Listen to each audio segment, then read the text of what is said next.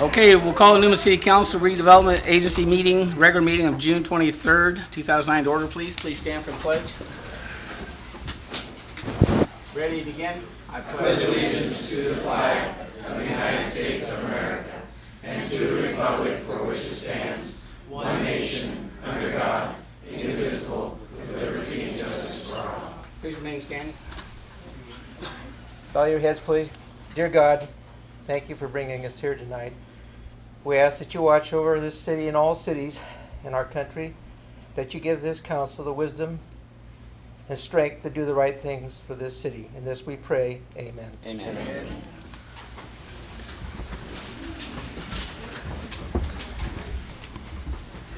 Roll call, please. Councilmember Kelly. Here. Davis. Present. Candia. Here.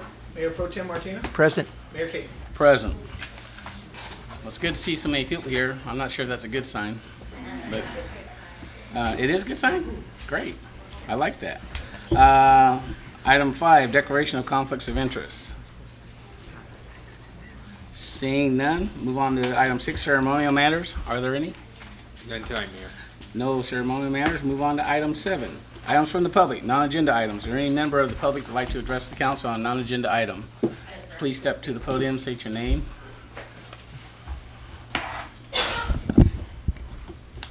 Dion Blythe. Hi, Hi. welcome. Can I speak now? Hello, my name is Dion Blythe. I am a mother of 4 girls ranging from ages 16 all the way down to 4. That's not my phone. I have been involved in the Newman Youth Baseball Softball League for 3 seasons. Last year I coached minor girls and we took second. This year I coached major girls and we won the championship with the youngest team. Our team and a lot of teams in Newman, Gustine, and Crow's Landing received a lot of negativity towards our players. We are here tonight to ask the City Council to table their decision on the rec department position, going from full-time to part-time. As you can see from our presence and amount of people we have here tonight, we feel strongly about the city starting a baseball-softball league again. We feel we can show how this can be a win-win situation for everyone, the children especially, the city, and the rec department. We are here with 2 speakers, Andrea Durkin and Nancy Moreno. They will be speaking on behalf of the many concerned citizens of Newman, Crow's Landing, and Gustine. We are giving to you a letter of support with signatures attached. We have also attached what we believe to potential profit gain for the city for your consideration. Thank you very much. Thank you. Anybody else wish to address the council? Would you like this, sir? I think we have one, don't we? Yeah, I have the signatures. Oh, sure. Not just a signature. We'll take whatever you want to present. Thank you.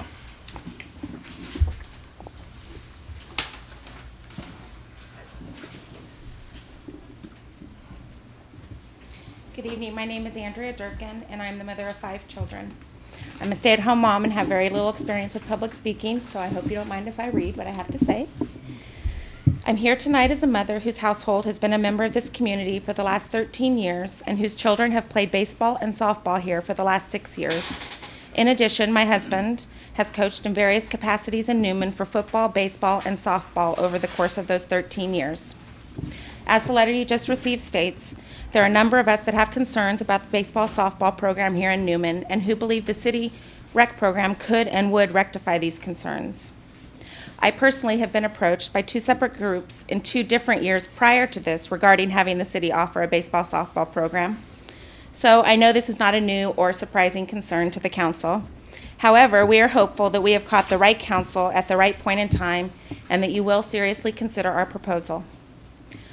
I would like to focus my thoughts not on what I view as the failures of the current league, which are outlined for you in the letter, but rather on the positive outcomes I believe would come from our city offering a baseball-softball program through the rec department. Without exception, every time I have had the opportunity to speak with another parent regarding the basketball or soccer program here, I have heard only positive responses. As you know, the city offers these programs to the children of our community through the rec department. These programs are self-sufficient from a funding aspect, and Terry does an excellent job of facilitating them. I believe that if the city offered a baseball softball program through the rec league, it too would be a well-run program. Right now, the city reaps no benefit from the program that is offered and is in fact reaping negative consequences in association with the current program in the way of poor reputation due to our city's name being incorporated into the current league name. Our children do not come first in the current program. As a parent, this is my chief concern, and I believe also the biggest area for success with the city-run program. After all, the game is for the kids. These kids should be learning the fundamentals, having a good time, learning about team play and sportsmanship, all things that Terry has already shown you that she can do through her other programs. As the letter you received indicates, there is potential for a baseball softball program to not only be self-sufficient, but to provide a substantial profit. I know that these are difficult times financially for all of us as individuals and for our city as well. I'm sure you don't relish the thought of taking on another program. However, we have done the homework to show you that the proposed program would not be financially strenuous to the city, but would actually contribute funds. I know the mayor was quoted in the paper this weekend as saying that he would prefer to see cuts made in places other than personnel, especially long-term personnel. I also know that the council is scheduled to review the recreation budget and the status of the director of the rec league. I would ask that you table that decision until you have had time to review our proposal and find out for yourselves what the members of our community think. If you were to offer a baseball softball program, we believe the profit possibility would allow you to keep Terry on full-time, which means another member of our community is allowed to keep her job and benefits at a time when both are very hard to come by. We also believe a city-run league would be of benefit to the children of Newman and Crow's Landing, who right now are completely segregated under the current program. The basketball and soccer program both integrate the children from both communities. These kids will end up spending half of their school years going to school together. We believe it is of benefit to allow them the opportunity to form positive relationships at the grammar school level before that happens. In conclusion, we, as active members of this community, believe this proposal is a win-win situation.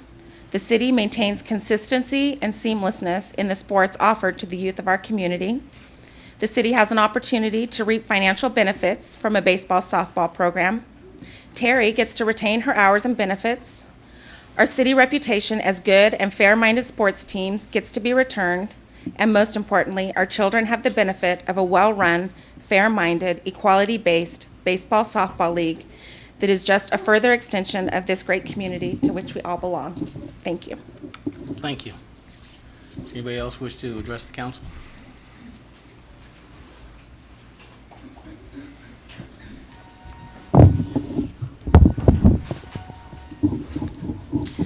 Good evening, board members. My name is Nancy Moreno.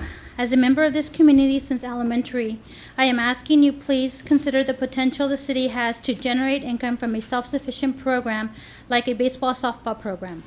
The city would offer a baseball softball program in conjunction with the soccer and basketball program already in existence. We are aware that the budget will be on the council's agenda today for consideration. Please take a close look at the documentation submitted before you make a final decision. In the June 18th edition of the West Side Index, Holland recommends that the recreation supervisor position become part-time at 30 hours a week and the hourly recreation position be cut from 1,000 to 750 hours annually. Combined, those steps would save $31,000. The baseball softball program has the potential to generate $32,000, which would allow the recreation supervisor position to maintain its full-time status along with medical benefits offered, and those hourly recreation positions to remain at 1,000 hours annually. The June 18th edition of the West Side Index also states that Ed Caton said that he believes the city should explore all possible avenues to avoid laying off employees, but may ultimately have no other choice. We, the community, feel that the council should at least explore this avenue and are asking to please table the recreation budget decision making until the council has sufficient time to make a final informed decision. If the city decides to offer the city of Newman Crow's Landing a baseball softball program, we, the community, would like to see a baseball softball board made up of a diverse, fair, and consistent group of community members. and also provide an appeals process. The current program's bylaws do not have an appeals process. Their decisions are final with no right to protest. Did we submit a copy of the bylaws? The current program's use of the city name within the league, Newman Youth Baseball Softball Association, gives many the illusion that our city manages the league, which at this point is having a negative impact on our city because the city has no part in the current program's decision-making.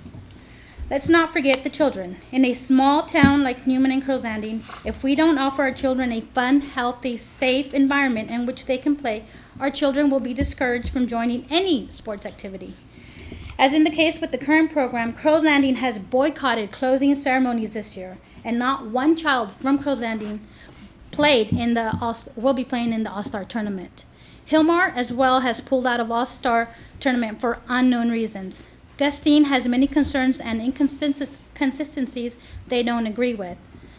I've spoken to many community members, parents, that were not willing to come here tonight and exercise their right to their opinion for fear their children will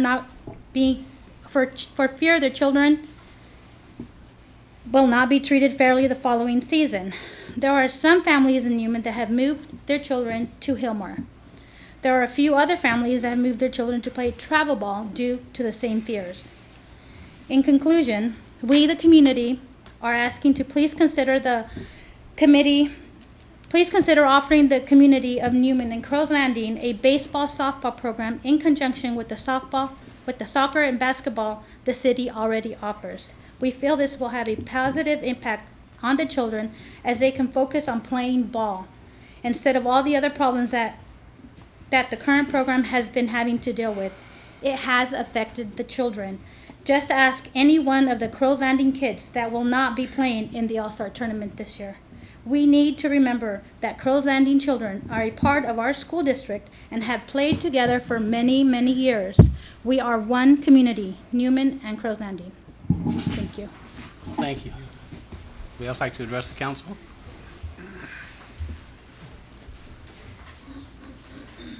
Hi, my name is Tamara Lujan, and I'm sorry I'm completely unprepared for this. I found out about this meeting about 15 minutes ago. I am new to this community. I've been here for 3 years. Within those 3 years, I have stepped up and joined Newman Youth Baseball Softball Association. It is for the boys, it is for the girls.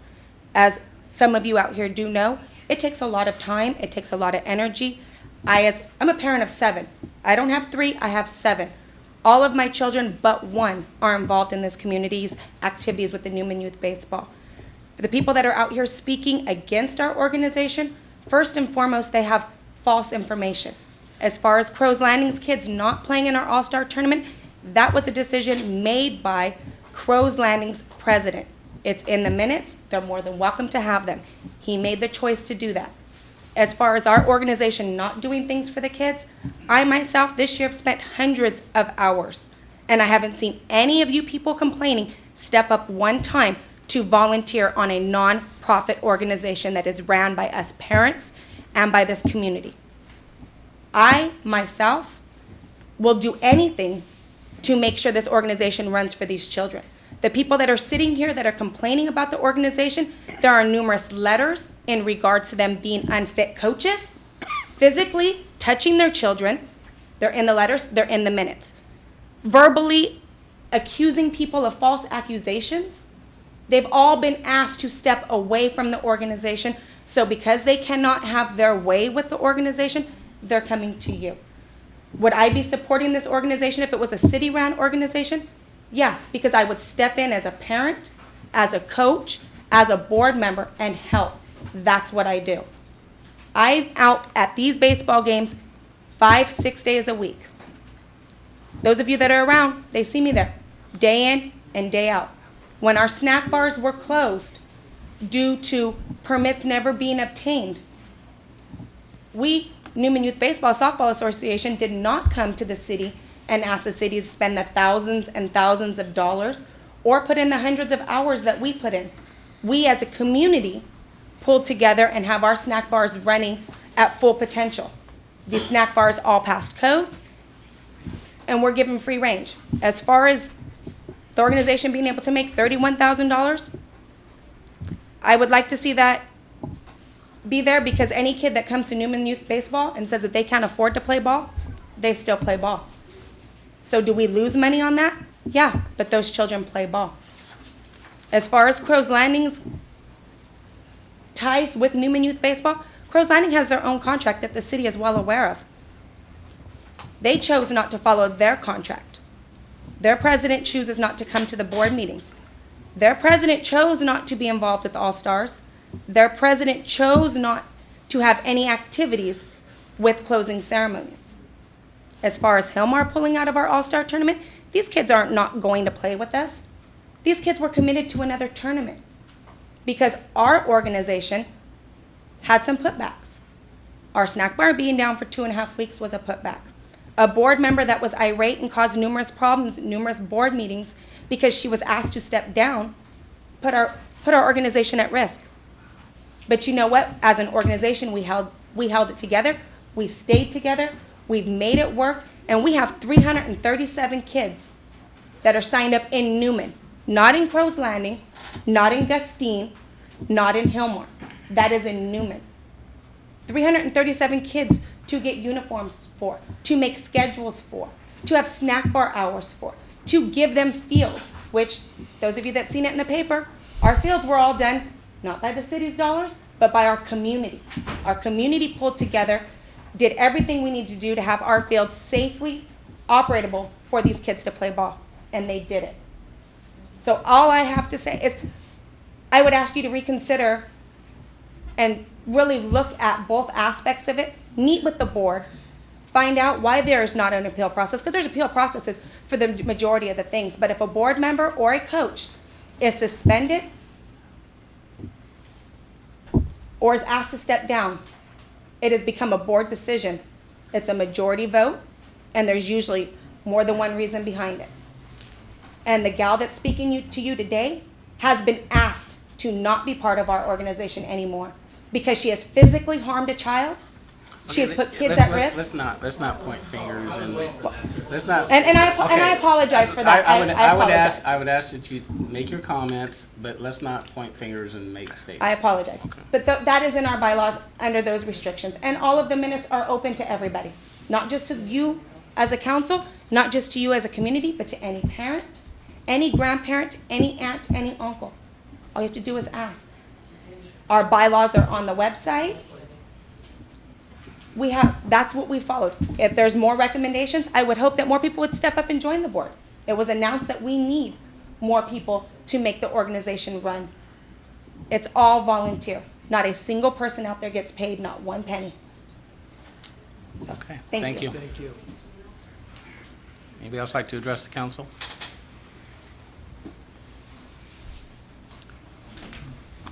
Richard Gayton, 733 Banff.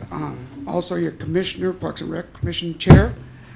I'm about the only guy that has history here. Okay, I'm here on a different term, but this also brought up on the Newman Softball League. Little history, we had it at one time. There's some pros and cons with the situation. The pros is that we can monitor everything that goes on. We can monitor the expenditures, what's spent, and all this stuff, and if there's any problems.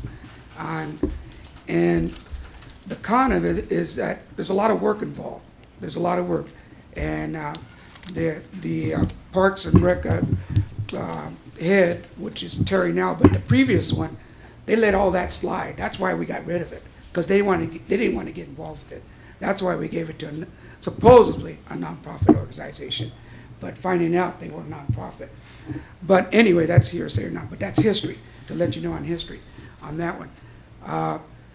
It's a tremendous amount of energy to get involved with the type of recreation they have. Also, we need a full-time recreation director, because I have here a picture of 75 kids during the daytime, summer days as today, doing exercises, playing around. There's also not just resources, but it's also a health reason. Kids today, without any exercise, they'll sit there and get lazy, and they will get fat. The United States has one of the greatest obesity problems in young kids today. without the recreation department, they're not going anywhere. It affects their family life, it affects their school lives. So that's why we need a director here. I know your budget is, I've seen it, and I spoke the last time, and Terry's the only one. I've been on the board over 10 years as your commissioner. Now I'm the chair of it. Terry's the only one that I got to work with really close by. We concentrate on a lot of programs. She's got good ideas and brought it to the city. She's implemented this youth center. We had this youth center back in your time. But look what happened now. When Terry took over, she's bringing in people in it. Not only that, she's bringing income into the resource or the youth center, which in turn, the money they make, they go out and buy the stuff for the kids. So that takes a lot of energy. Plus, she gives a lot of her free time, what she doesn't charge the city and all this stuff. So like our annual softball, I'm waiting for that, so we can compete against the city and the fire department. That hasn't come up. Where's that? So you're taking that away, and also the police department. Not to let you guys off the hook. So, you know, that is volunteer. I gave up a lot of volunteer times. I'm giving it up. I have not asked the city for one dime or not, because I love working with your kids, and I've seen a lot of them. I even seen the bad kids call me coach still. I mean, they say, "Hey, coach, what's going on? Hey, dude, what's going on?" But then there's a lot of them that gone into successful colleges, and all that stuff. So, without a full-time recreation department, the city's going to be hurt, not just because of budget prices, but also the health-wise, and especially now we're losing money because we don't have a swimming pool. That's another issue. The city promised the people of Newman the pool the year by 2010. It's going to be another 2 or 3 years. So there's money that we're losing out of there. It should have been gained. So even though, unfortunately, time has fallen on everybody, but we got to keep these kids active. If not, you're going to see the crime rate goes up. And matter of fact, I was reading in the paper where they caught 8, 9, 10-year-old kids for burglary. It was in the paper. Can you imagine that? What happened to their city? Did their city let them down? Was there a recreation department? They could have been on the street playing soccer. So that's going to happen. Those are things, and that worries me. And we got a good city here. Believe me, we got a whole bunch of kids. We got new people. Yes, I'm a BAT, Bay Area Transplant, but I've been working with the city since 94, 95. I started the street hockey here. And we progressed. I was also with Stanislaus County PAL program when that went down. But I still continue to volunteer my time. But with Terry, her job is really, really important. I suggest that if you can make other recommendations, to look elsewhere. Thank you for your time. Thank you. Anybody else like to address the council? I'd like to see everybody on the meeting next time, the third, second week. My name's Patrick Durkin. I've been here since about '94. I volunteer for coaching a lot. Get discouraged when some of the things goes on. I think sometimes it gets deflected between personalities, and it should strictly be about the facts. I think if you go back and ask for the minutes, I think some of the complaints I personally had is things that were supposed to be said in confidence aren't kept in confidence. When you guys have a closed-door meeting, you don't leave here and share that information. That's happened, and I've been misquoted. So if we ask for the minutes to be brought forward and from the current group, and then ask the people if that's what happened, that right there would tell you the facts are not being upheld. I was personally brought this week to some information I said about stuff, and I do not put my stuff in writing. I've called a couple of council members, and we talk about it and say the bottom line is what's best for the kids.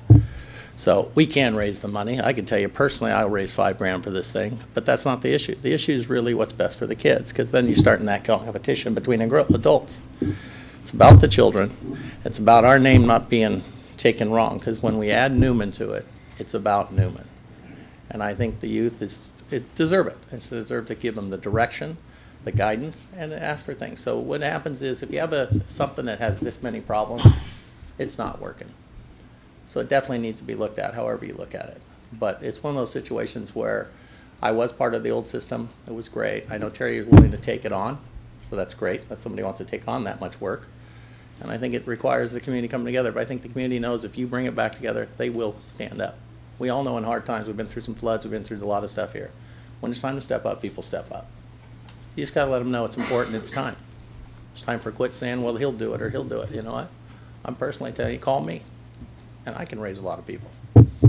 So that's what I do, is get things done. So let's, let you guys talk about it, think about it, take the facts. I mean, try to get the emotions out of it and really look down to the nitty gritty. What's in the best interest of this city going forward?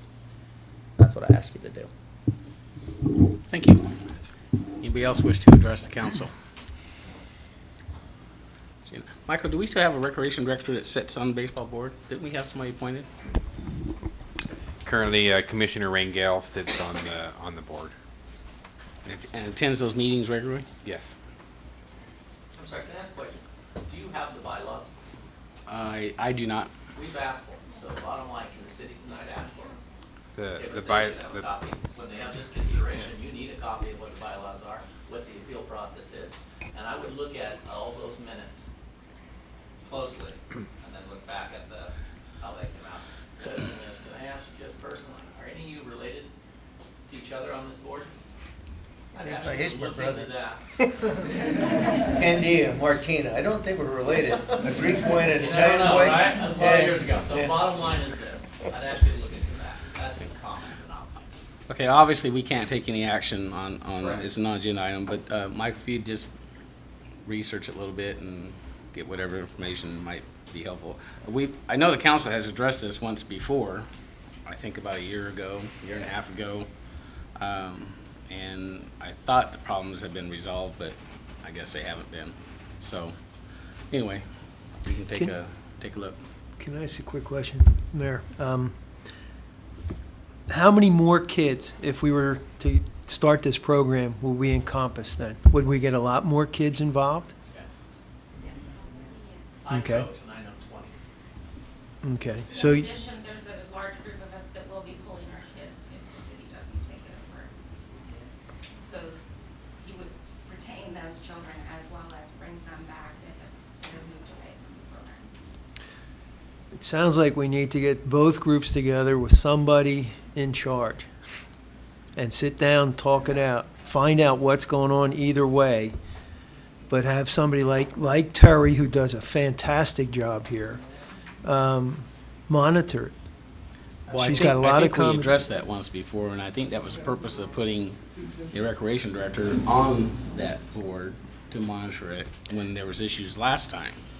But that was more of a, not really to encompass all the kids, if you remember. Mayor.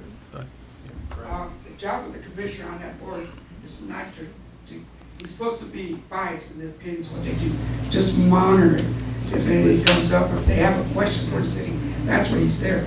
But he's not supposed to be a voting backer of the board or any type of decision. But he's just there to monitor what goes on.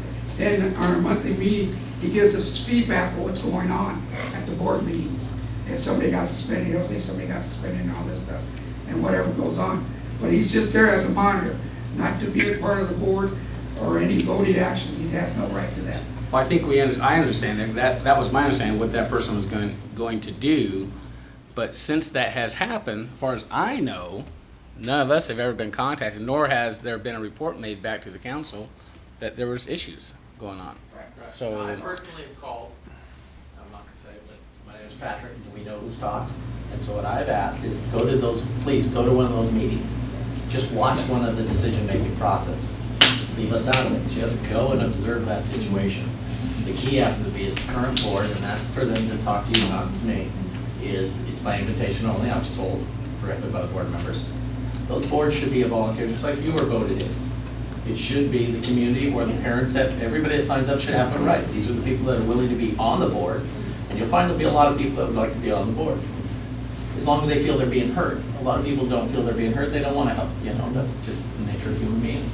So we want to sit there and say, hey, it's not an exclusive voice club, excuse the expression. This is about the community. And, one of the situations for myself, one of the years came up when I was on the Niners that I tapped the boy on the butt, that's a great job. I sat the next game. The board brought it to my attention, you can't do that. I was just telling him, great job. But I knew the proper thing was, all right, sit down so that if it happens to anybody else, they'll know. And incidents like that, where I even told the gentleman, you need to just sit this one down. He didn't want to. So if you look at the board, you look and say, that's just common. You do that for the kids so that they know, they're not personally taking me out of this. It was just Patrick. You were telling him good job, you should have pointed at him or something. But the bottom line is, that's where I say the board, somebody observing the situation, and as you say, if we just talk, because there's no way they put in that much time and don't care. So that's not what we're saying. No. They obviously care. The key is we gotta get level-headed, sit down and say, hey, wait a minute, no matter what any of you think, this is Newman. These people are gonna tell you how it's gonna go down, because that's who we put in office to run this town. And so I'm counting on the people that I vote for to say, hey, you put me here and it's gonna go this way and that's my decision. If we don't like it, come election time, we can do something, right? But until then that happens, that's why we count on you guys to do what you're supposed to do. Okay, Michael, if you can just do some research and just bring us back information at our next council meeting, what you've been able to glean from either their minutes or whatever methods you use, less the waterboarding and that kind of stuff. Okay. Could I make one comment? I just like to say, this program is so important to these cities. I mean, and I've seen you parents out there with your children and everything else. And I think it really gives these kids something special when they're on a good team. They develop friendships and they become good team players. They know how to lose and they know how to win. And unfortunately, a lot of people don't know how to lose. Winning is easy, but losing is very difficult. So just remember how precious your children are to you and make sure that you do the best for them. Anyway, the programs are important, and I want to see the program become very healthy and see all the people involved with their children. That's so important. If you go home and ask any of our children, who's the coach they remember, it will not be college, it will not be high school or middle school. Those are the people that are shaping our children. You go back and look at some of your coaches, you'll remember some good high school coaches, but most of us remember high school and lower. Well, it's not our college coaches. Thank you. Okay, thank you. We'll move on to item 8, consent calendar. Item A, waive all readings of ordinances, resolution except by title. B, approval of warrants. C, approval of minutes of the June 9, 2009 special meeting and the June 9, 2009 regular meeting.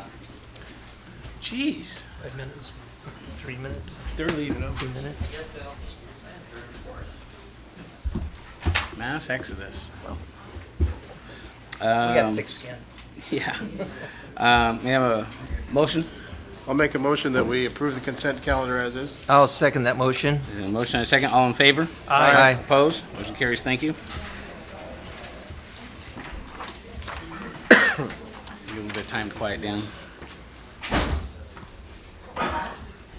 Okay, we'll move on to item 9, public hearings. A, adopt resolution number 2009 next in number, resolution declaring the existence of a public nuisance under ordinance number 95-4. Chief. Good evening, Mr. Mayor and council members. Before you tonight is a common staff report you're familiar with. Of a number of residents that we've exhausted, or 3 tonight, that we've exhausted all efforts in trying to resolve the nuisance on our own. The 1700 block of Canyonlands Way, 2200 block of Grand Canyon, and 600 block of Renee Court. Photos there accompanying each of these properties are with us as well. We'd ask that you declare each of those properties a nuisance and allow us to abate them through the normal process. All of them are unoccupied. Any questions for the Yeah, chief? Chief, are any of these owned by the banks? These are all in various stages. This one is still with the homeowner on Canyonlands. The second one, they're all certainly in the process. It's just depending on how far they've gone. The next one on Grand Canyon is also still with the owner, officially, at least by title. And the last one,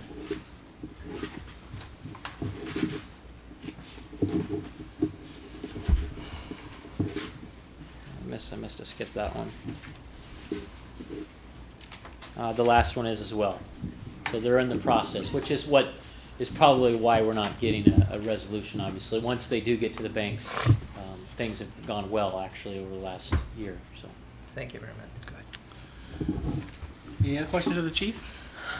If not, I'll open the public hearing. Anybody wish to address the council regarding this resolution? Seeing none, I'll close the public hearing and bring it back to council for direction. I make a motion we adopt resolution number 2009, next number, declaring the existence of a public nuisance under ordinance number 95-4. Man, motion, is there a second? Second. There's a motion and a second. All in favor?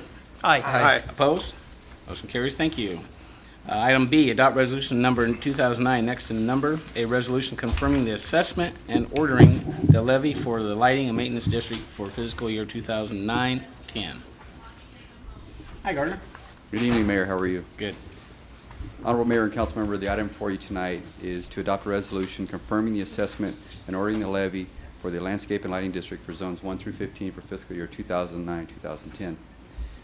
In accordance with the Lighting and Landscaping District of 1972, our consultant NBS prepared and filed a final engineer's report describing the general nature and location and extent of the improvements to be maintained. The improvements provided in the district include, but aren't limited to, the weekly operations, the maintenance, servicing while public landscaping improvements consisting of trimming and pruning, weed abatement, sidewalks, plant materials, pathways, irrigation systems, lighting systems, graffiti removal, and associated appurtenant facilities. As required by the Act, 3 resolutions were previously adopted by Council initiating the proceedings for the levy and collection of the assessments, approving the annual report, establishing the intention for the levy and collection of the assessments for the landscape and lighting district.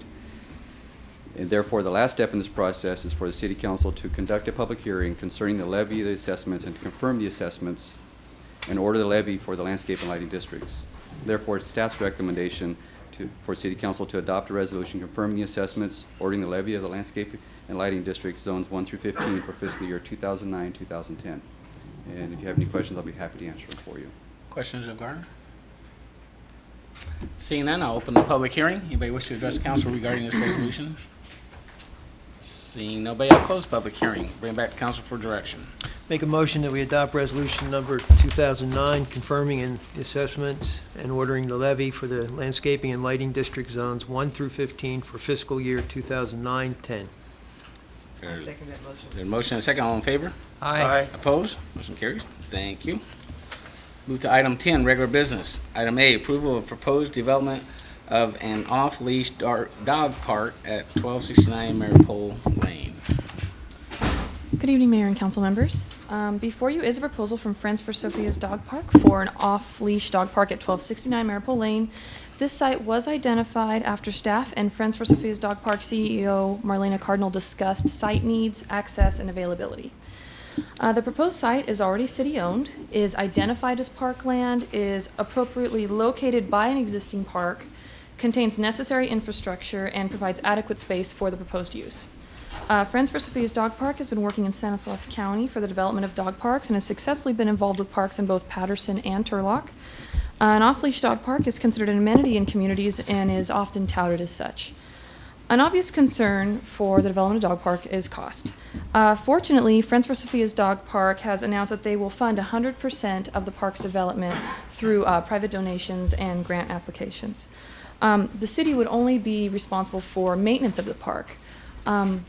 We would have to maintain this park either way, whether it would be developed as a dog park or any other kind of park. The existing landscape and lighting district for the Sherman Ranch subdivision can absorb those costs, so it would be no impact on the city. There's already an existing financial, structure that's in place to cover that cost. By having Friends for Sophia's Dog Park develop the site, the city would actually be saving money. In addition to development savings, the existing landscape and lighting district covers the maintenance. This option is the most economical for the city and also provides a park for Newman's canine population. Another option for the city is to use park facility fees to develop the park. These are dedicated funds for park development that is paid by developers as they build. These are not from the general fund, and they are currently available. Staff has estimated this option would cost approximately $9,500 and would provide the park with waste receptacles, an irrigation system, and turf. This would, in turn, speed up the park's development. The other option would obviously take a little longer because the nonprofit would have to raise the funds and phase the park appropriately. Overall, staff feels that this use is well suited for the proposed site and recommends that the council approve Friends for Sophia's Dog Park's request for an off-leash dog park at 1269 Maripool Lane and either approve or deny an initial development contribution of $9,500. We have Marlena Cardinal, the CEO of Friends for Sophia's Dog Park, here. If you have any questions, I'm happy to answer any questions the council may have. You said that we would save money by having this park? We would save money because we would eventually have to develop it, and that would cost the city money. By having Friends for Why would Sophia, we have to eventually develop it? because it's already been identified as parkland, and currently it's a Is it dog empty park? lot. Just parkland. It's identified as parkland. So one way or another, we'd have to spend money to improve it. This way, the group would improve it. So that would save us that initial cost. In the staff report, I identified that the number is approximately $35,000 to $40,000 to develop this park. Any other questions of Stephanie? Before anybody gets on my case, I watch Dog Whisperer every day. But my comment, my question really is, what happens if some moron brings their pit bull to the park and it kills somebody's little Fifi? What do you do? Are we responsible?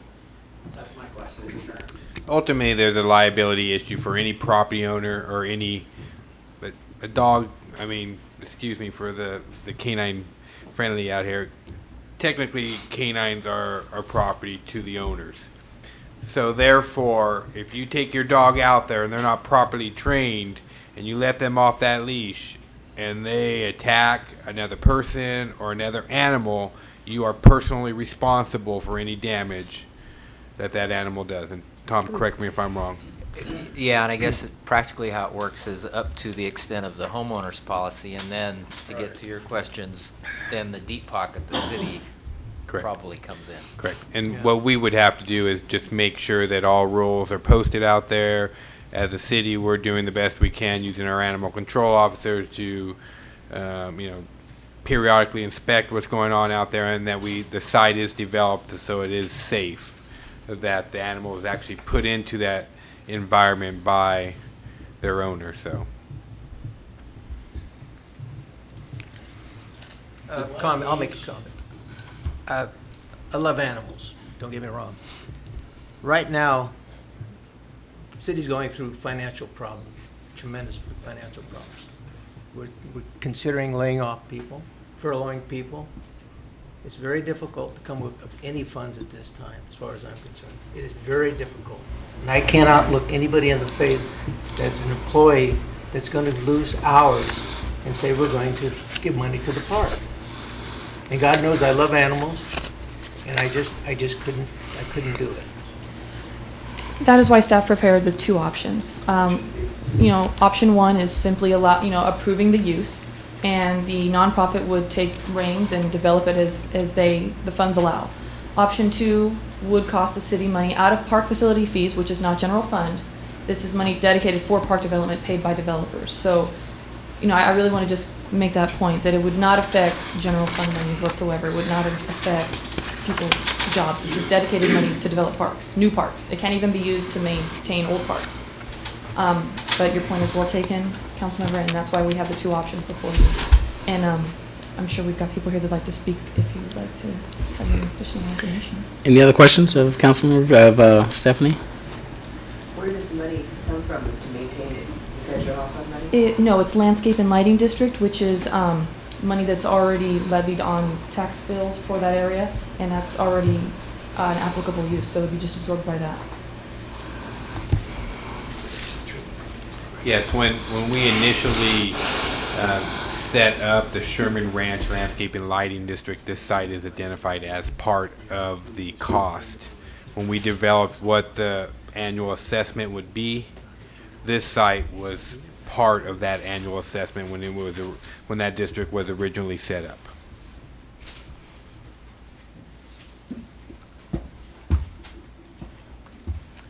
Any other questions? Well, bring it to council for some. I think there's a few I'm sorry. I'm sorry. Would somebody like to come up and address I the was council? like, I'm sorry. I just had a.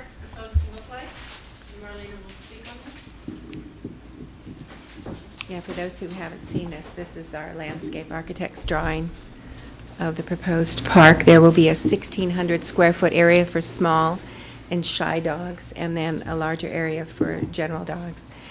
And this park is like any other public park. There are rules and regulations. You can't just take any dog there. In fact, unneutered male dogs are not allowed in dog parks. That's just somewhat of a general rule. So it's like any other park, like a children's park. If someone goes there and gets in a fight, then they are responsible. And there will be very strict rules and regulations. And I believe in your packet you have a list of the rules that are just, they're generalized in the packet. Normally the city will put them to specific codes. And dog parks are very well regulated. I have a letter that I would like to share with everyone from the city of Turlock. I worked with the city of Turlock 2 years ago to get their first dog park. And the proposed site was at the Sunnyview Park, which was in an area that was drug infested. They had a terrible drug problem there. And the drug users would come in from the back side of the park and cut the fence. And that was the area where they were proposing to put the dog park. And Mr. Rick Harden, who is the manager of the Public Facilities Maintenance Division of the City of Turlock, wrote this letter that I would like to share with everyone. And it says, I am Rick Harden, Public Facilities Manager for the City of Turlock. Last summer, we completed our first dog park in Turlock. When we started the process of selecting a site and soliciting donations and support, I must say I had my reservations of the new waters we were about to tread. Working with Marlena was truly a joy. I'm sorry. Her positive spirit and experiences with dog parks made the process much easier and kept the project on course throughout. After several meetings to select a site, we were able to select a location that presented no resistance from the neighborhood, because drug dealers don't normally go to city council meetings, I guess. Some of the people that were actively involved in trying to develop a dog park did not embrace the site completely at first, but realized it was probably the only viable site within the city limits. After several months of fundraising, city crews began the construction of the fence for the dog park. Immediately, interest in the park began to grow as the dog park was becoming a reality. In 2 short months, the dog park was completed enough to open to the public. Although the project is not 100% complete, the dog park is used daily by several local citizens and visitors from surrounding communities, myself included. The opening of the dog park has been a tremendous success story within our community. The dog owners self-police the area, and we have experienced very few minor incidents at the park. The development of the park has not only converted a once troubled neighborhood park into a thriving family neighborhood park, it has had outreaching positive impacts throughout the community. We have experienced less dog piles throughout the city. There seems to be an increase in the number of people out walking their dogs, and we have started discussions of possibly developing another dog park within our community. I want to apologize for not being able to attend your council meeting to speak directly to the council on this matter, but I would be willing to speak to anyone from your community via telephone to answer any questions you may have regarding our experience, both positive and negative, with our dog park. I must admit I had my reservations about developing a dog park at first, but now I am totally convinced a dog park is a great asset to any community.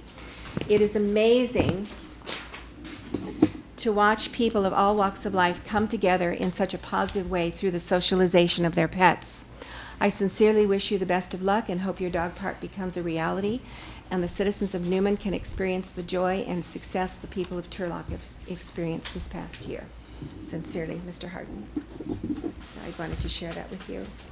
And I also just wanted to say that we have some people here that I know are supporting the dog park that would like to speak from the city of Patterson. They've had a dog park there for a number of years in which we have been partnering with them. And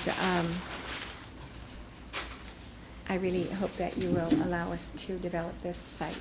Thank you. Anybody else wish to address the council?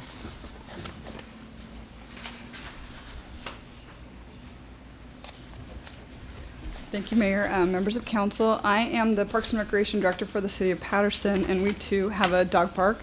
What started as just an unusable space at our sports complex, I started as an Eagle Scout project where we thought, oh, you know what, we can take this area, fence it off, use the criteria, and I think they have that where you have the leash area where you take the dog off the leash and then they're allowed to enter. And that was very successful, and that's what we started with and used for a very long time. Our park maintenance crews were able to go in and maintain it. We created the fence so they could get in, mow it, do that basic maintenance. And then Marlena came along and said, well, we'd like to see it take it one step farther because there's no other dog park nearby. And she explained what happened with Sophia and the reason she wanted to continue with having a dog park here in Newman, and it wasn't working out. So we said, well, we have nothing to lose. We'll give it a try. And we were able to develop that into I called it an obstacle course. They've got jumps and runs for the dogs that our staff helped put in. We also have the new watering. We had just a yucky pond, and it was just really kind of destroyed, but they redid the drinking fountain for the dogs, put benches in, more shade, trees, and just a lot of things, and it's just awesome. Every time I turn around and go out for our baseball games, there are dogs and people all the time there. And yes, we have had incidents where somebody's dog does not treat another dog well, and yes, we've one time that we've gone out, we've actually had to send the police. Did the police go, Ronnie? Police were involved because it is an issue between somebody who was not being responsible for their dog and somebody to get bit. And yes, that's going to happen, but yes, children break their arms on playgrounds too. So that does happen. We haven't been sued. We haven't had any opposition. We do have the rules posted there, but for the most part, I wish I could put a dog park in every subdivision because you're building these huge homes with these tiny little backyards. You've got it. These dogs need a place to go out, socialize, stretch, and this really has been a very positive thing for our community. And we're even talking about the small, you guys are looking like you have a small dog area and then a larger one, and that makes a whole lot of sense because you do have a Rottweiler and a little Chihuahua. You know, you do have to be able to separate them, and we're hoping that we could continue to expand that. But again, I really support it. Come to Patterson. I can answer any questions too that you may have, but it is the canine community. You have to address that at some point too. So anyway, I do support it, and good luck, and I hope you make the right decision. Thank you. Thank you. Anybody else wish to address the council?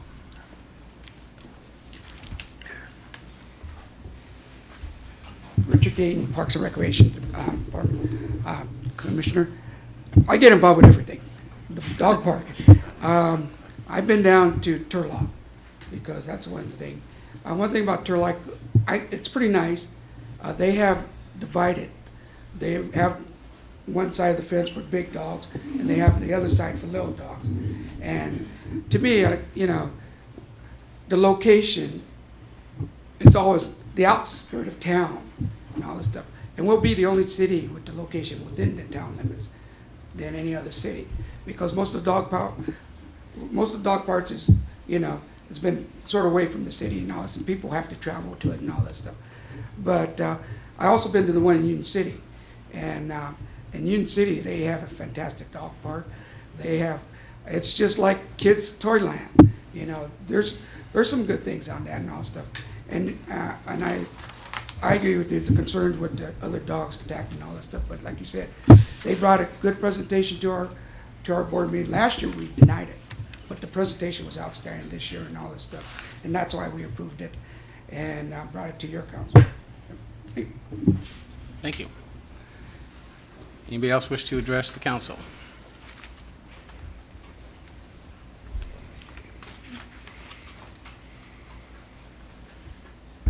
You can be next there, Doc, after Deborah.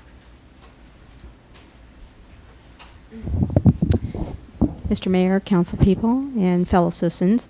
My name is Debbie Allen. I live at 1520 S Street in Newman. I'm speaking as a citizen tonight. I have been walking my dogs every day since 1991, and I want to say I want this dog park for my safety.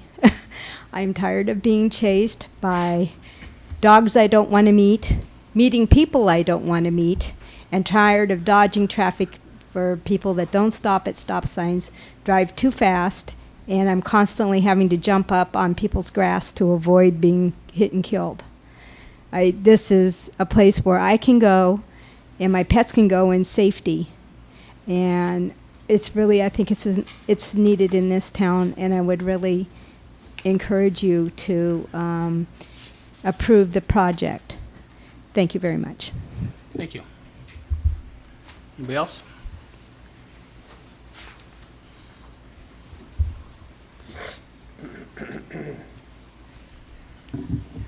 Mr. Mayor and members of the council, I'm Dr. Suzanne Sullivan. I'm a veterinarian here in Newman, right next door. And I was going to tell you, I think the property values would probably be enhanced because a lot of people that move here, they would like to have a dog park for their pets. I think it would be an enhancement for the city, and they might choose to move here rather than someplace else because there's a dog park here that they could walk to. It's within the community, not on the outskirts. Also, I hope you'll approve the park, but if you do, I hope you consider giving it a jump start by using some of those Parks and Rec funds to allow it to come online a little faster. So that's just all I wanted to say. Good luck with your decision. Thank you. Anybody else wish to address the council? Sure, step up. Is this any donation from city members, like the public? Is it all Parks and Rec? I mean, is this stuff, anybody that has canine, has it been addressed what they would contribute in matching funds or something? If you ask Parks and Recs to take it right now, we all know that's, in this economy, I deal with finance. This is not where we ask, but I have a dog. I mean, I'd probably never take it over there, but to help out with something like that, you know, I like dogs. I have a German Shepherd, so I mean, I would contribute. This is where I said public will step up and help out for things they want. So, fundraisers. A good motivation is you give me $1, I'll give you $1. So, I'm sure they'll sign you right up, Patrick. yeah. Hey, you got to walk and knock on doors if you believe in it. You know? So, yeah, that's right. Thank you. Now, Michael, the way I understand this, it wouldn't cost us. I mean, this is funds coming out of the developers' funds for the. Well, there's for two new options. There's parks. two potential options. Well, I'm the talking first option is option 2, which Yeah. Bob, yeah. Yeah, Friends for Sophia's dog park is right now. They're offering to flip the whole bill and develop the site. What part of the situation that occurs with that is they develop it as they're able to generate funds, and so it's a timed lapse thing. And any dog park, the first thing you need to do is gate the dog park because the safety of the animals is issue number one that you have to deal with. Is you have to secure the space so that the dogs can then go off the leash and not exit that area. And then you also have some concrete that shows how they get into that space. Then the second, they would start talking about landscaping, trees for shade, and turf and irrigation. The second phase of that is if the council so desire, because it's already existing parkland and it's in our city and we already have it. If the city council chose to use $10,000 from your park development fees, which developers pay into at every house that comes into our community, they contribute a fund to that. You can use those funds are then eligible to jumpstart this and maybe put in the irrigation and some of the landscaping if you wanted to speed up that potential process. And if we use those funds, just so everybody's clear, what does that take away from anything else if we use those funds for the park? Yeah, they get taken away from future park sites. I mean, Howard B. Hill Park, we're moving forward on that particular one, but if it wasn't moving forward on that one, that would be one. The Aquatic Center is another one. At some point in time, we'll talk about soccer complexes and baseball complexes and future development as our city continues to expand and once development comes back to us. So. And to make it perfectly clear, any of those funds will have nothing to do with potential employee layoffs under this current situation. Capital facility fees cannot be used to fund positions or ongoing maintenance. It has to be used for new development. It cannot even be used to rehab an old park. We have to use it towards the development of new park sites. Any other questions from council? direction. Sure. Could you step up so everybody can hear?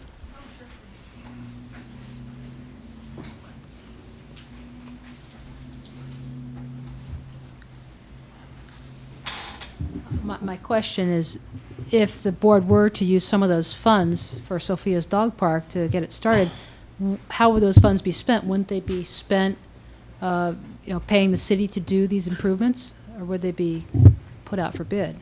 It might be the city gets the funds right back, and they could use that way to pay their personnel. Does that make sense? Yeah, there's two potential ways we could do it. We'd have to obviously look at our workload and where we're at, and talk, amongst staff. Is that a project that we as a staff could take on, or because of our current workload, would we have to then contract it out? Those are the two options that we would have at that point in time. But how do we vote on this now, Tom? I'm not sure. I mean, I'm out of the policy. I bring it. Done. We bring it back to council for direction, Ted. but okay. But there's two options. So. Well, Or you can come up with another one. No. Hybrid. God no. The, I think the motion would have to either be to deny it all the way, or to approve one or the other of the two options that are presented. Good. Now I'll bring it back to council for direction. I make a motion we adopt this second option, which would have raising public or private funds basically at the start. We would maintain it, Mike, is that correct? Yes. We would maintain it, which Yes. is only a couple $1,000s in a whole year. Yes. But everything else in the property, and I think it would enhance. I think that would be option one, Ted. Yeah, it's option Oh, one. is it It's option option one? I one. thought it was Yes. two. No. No. 2 is putting the money up forward. Oh, because the way okay. Well, then it's option one. Thank you. You want to restate your motion? Is that clear enough for everybody? Is that clear enough? I make a There's motion. been a motion by Council Member Kelly to proceed with option 1. I'll second that motion. Been a motion and a second. All in favor? Aye. Aye. Opposed? Motion carries. Good luck.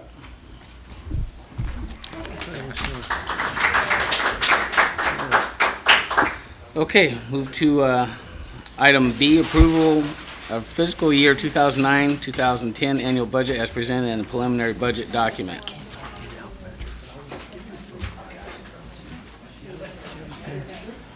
Michael? Yes, ma'am. I'm just gonna give it 1 second to all the barking set aside. We got stages. You mean they're not staying? Oh, come on.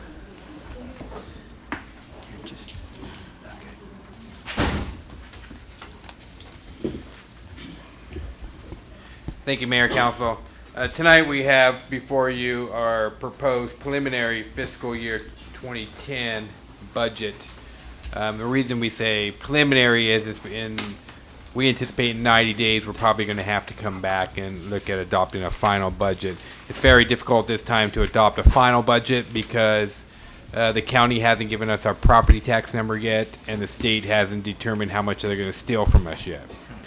So once we find out those two things, we may have to come back and amend this budget and or alter it somehow, either through cuts, put things back in, or look at our reserve fund. Originally, when we came back and did this presentation to you 2 weeks ago, at the first meeting in June at our workshop, we presented a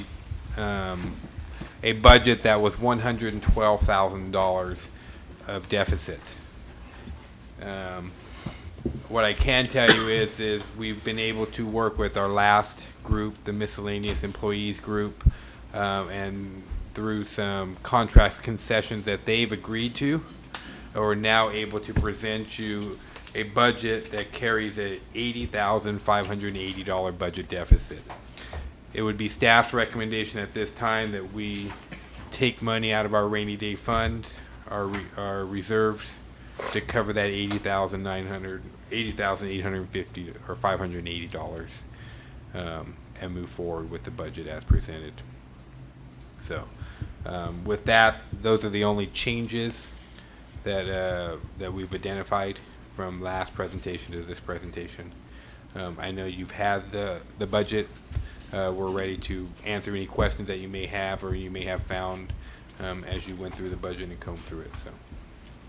So with that, because I did my full presentation last time, we're not prepared to do another full presentation, but we're here to answer any questions that you may have. Michael, you and I met, and I had you ask you to check in a couple things. Did you get those answers for me? Those questions? Can you rephrase those? Probably not, but I hope everybody's taking the time to go over the budget. I've gotten copies of the last 3 years. It was an increase. I'm not sure where. There were increases in healthcare that we talked about.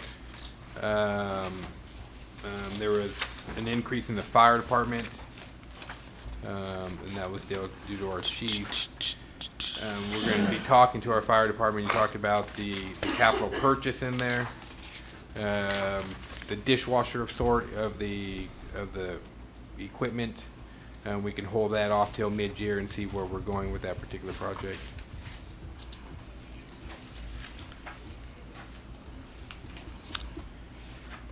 I think it was in the planning on the health insurance, there was an increase of $3,000. Yeah, and part of that is there's a number of people that are coming out of the planning budget there, and there's a potential. We have one employee who currently does not take health care benefits, but due to the current economic climate, they may have to take them into the future. So we program that into your budget this year. When we'll keep our fingers crossed, if that employee's spouse continues to health care benefits and carry it for the full year, that'll be a cost savings to the city. Otherwise, it's something that's already been programmed in. There are a number of our employees that do not take the health care program. They take an in lieu into their deferred comp. And we have not done this for all the employees. And this one particular employee, it's because we've been made aware of the matter. So we thought it was fiscally prudent to budget for it because we were made aware of that particular situation. Again, it could end up being a cost savings if not. That employee has to take it. It's already been budgeted in. So. Okay. I don't know if anybody else knows, and when I went through this, I noticed that on one of the accounts, traditionally had been taken out of 3, and I'm referring to the city clerk. Administrative assistant, 33%, 33% of finance, 33% of planning. And I noticed this year that the funding was cut into 4 different sections. Deputy clerk, planning, finance, and then money was coming out of the RDA. So I just asked why I was doing that, and part of that responsibility is he does work, that person does work on the RDA, and that's justification of that money coming out of that budget line. And Go ahead. I was just going to say, the one thing that the mayor's touching about here is we've gone through and tried to look at almost every position in the city, if not every position in the city, to really see where their job lies. And part of that is because we have several different funds for which they're restricted on what you can use that money for. In this particular case, the employee does do work for the redevelopment agency. However, the redevelopment agency was never being charged for any of that time that was put forth to his salary. It was being paid for by the general fund or other accounts. So we thought it would be a better reflection of his job and duties if the RDA had to pay a portion of that salary, since he is doing some work for the redevelopment agency. So, and we also did that with all of our public works employees, a better reflection of, are they working in the water, are they working in the sewer? If they're working in the sewer, are they working there 2 days a week, 3 days a week, 1 day a week? And then you base it accordingly. If they're working there 3 days a week, well then you see they're 60% of your time. And maybe in the past it had been only booked for 25% of the time, and 75% was done with general fund, maintaining parks and those types of things. So we're just trying to get an accurate reflection. If you look on page 1 in your budget, there's your staffing levels, and if you go through, you'll look that, we have, the city manager's position, my position, for a fact, it's 50% in one account, 25% in another account, 25% in another account. They're all booked a little bit different there. You'll see in the finance department, we got one person's a quarter in general fund, 2 are 33%, and another is a quarter, 25%. You don't have anybody in your finance department that is hitting the general fund more than 33%, and that's because people in the finance department also have to maintain the water account and the sewer account, so they get charged accordingly. So you can see there how things are getting broke out. That's just staff, again, us trying to look at our organization and make sure that the funds that are paying for the personnel, the labor, and the benefits is a true reflection. The fund is the true reflection of how much that employee is contributing to the maintenance of those funds.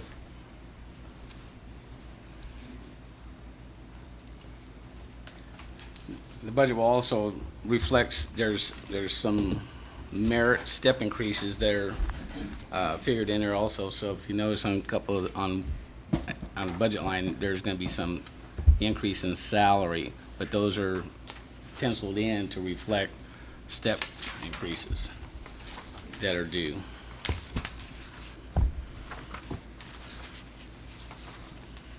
Any other questions of Michael? No, you say this is a 3-month budget? I'm just being funny. Well, yeah.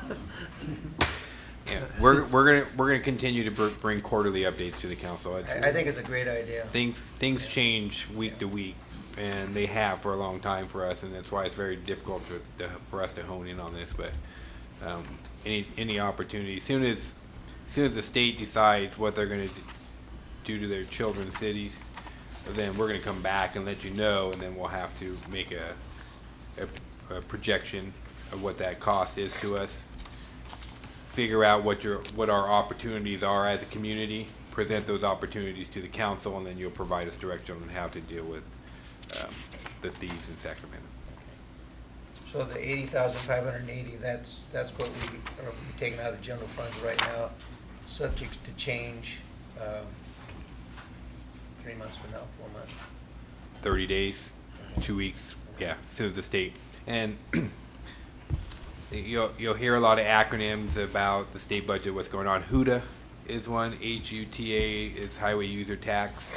They're trying to steal 3 years or 2 years worth of highway user tax from us. That's $135,000 a year to the city of Newman. That you don't get your potholes filled up and you don't get repairs to your streets because the state took that money to balance their budget. That's money that was generated here locally. Yeah, generated here locally. We're entitled to it, and by the passage of 2 laws, there's going to be a big fight on that one because of the legality of it. The League of California Cities has put a lot of pressure on the state. That's why they've tried to back away from the borrowing of the 1A money. That's property tax money. They can do that one time. They have to provide us interest. They have to pay back in 3 years. They don't even have any money to pay us back. So, is that bad debt? How do you book that? But those are other things that we're going to have to continue to look at. Public safety, there's COPS grant funding. We receive $100,000 a year. That's always thrown on the table. Department of Justice, they're starting to say that if we have to use their labs, we have to pay for it. Right now, I think that affects us about $15,000, Chief. That's about a $15,000 hit to us if they come up with that. So there's lots of different ways the state can come after us with different kinds of money. So I would anticipate we're subject anywhere from about $150,000 up to probably $400,000 to $500,000 worth of state takes from us. Our belief is it's going to be on the lower side, in the 150 to 200 range. It'll probably be their take from us. But once we find that out, again, we'll bring it back to the council, and that's when we're going to have to amend this budget. A lot of unknowns. There's a lot of unknowns. The gas tax, for instance, you're saying, I think, a 75% reduction. 75% reduction, that's correct. And that one they don't have to pay back. That would be a To straight do it take. perpetually, yeah. The other issue is, and I don't know if I've brought this to your attention, but last year they estimated to take $85,000 in redevelopment funds from us.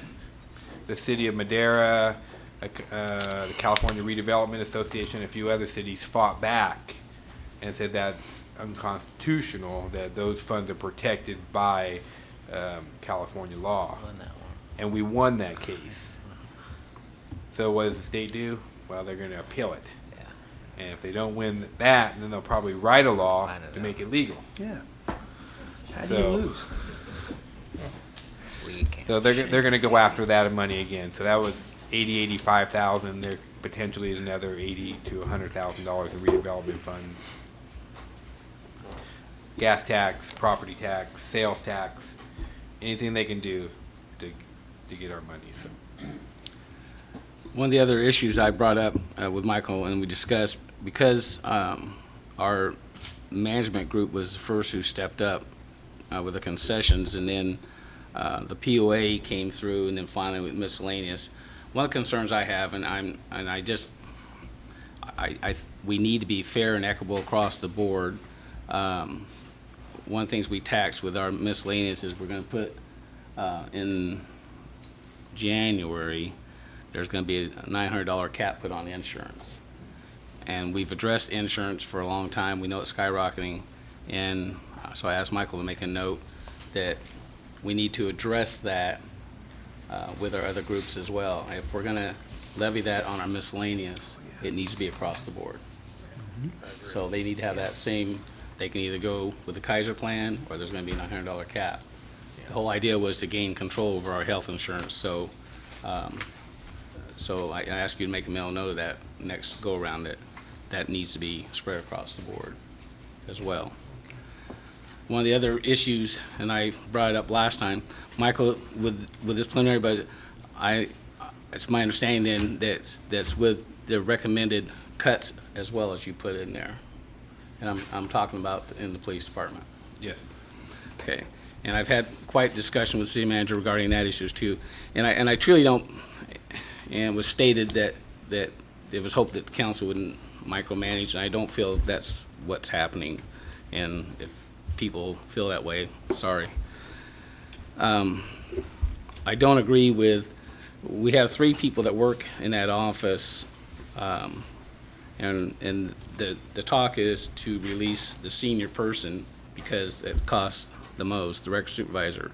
There's also a clerk 1 and a clerk 2. Clerk 2 being the other senior person in that office, and then there's a clerk 1 who is the junior person. It'd be my recommendation, and I hope this council would support it, if there's going to be a cut, I would say we have to cut the junior person last hired. Yeah, it maybe doesn't save as much money, but I can't see letting a long-term employee go that may or may not be close to retirement age. Where's that person going to get another job to support her family? So I would ask if there's going to be a change made that instead of eliminating the supervisor, record supervisor, that we eliminate clerk 1 instead. We're eliminating the position, really, not the person, Right, which the position, everybody knows that. the So we're eliminating the position now. My recommendation is to eliminate clerk 1 position. Okay, because I was going to say maybe compromise, eliminate the supervisor's position, because that's where we're getting the biggest buck for our buck, which we need. And then have that person bump?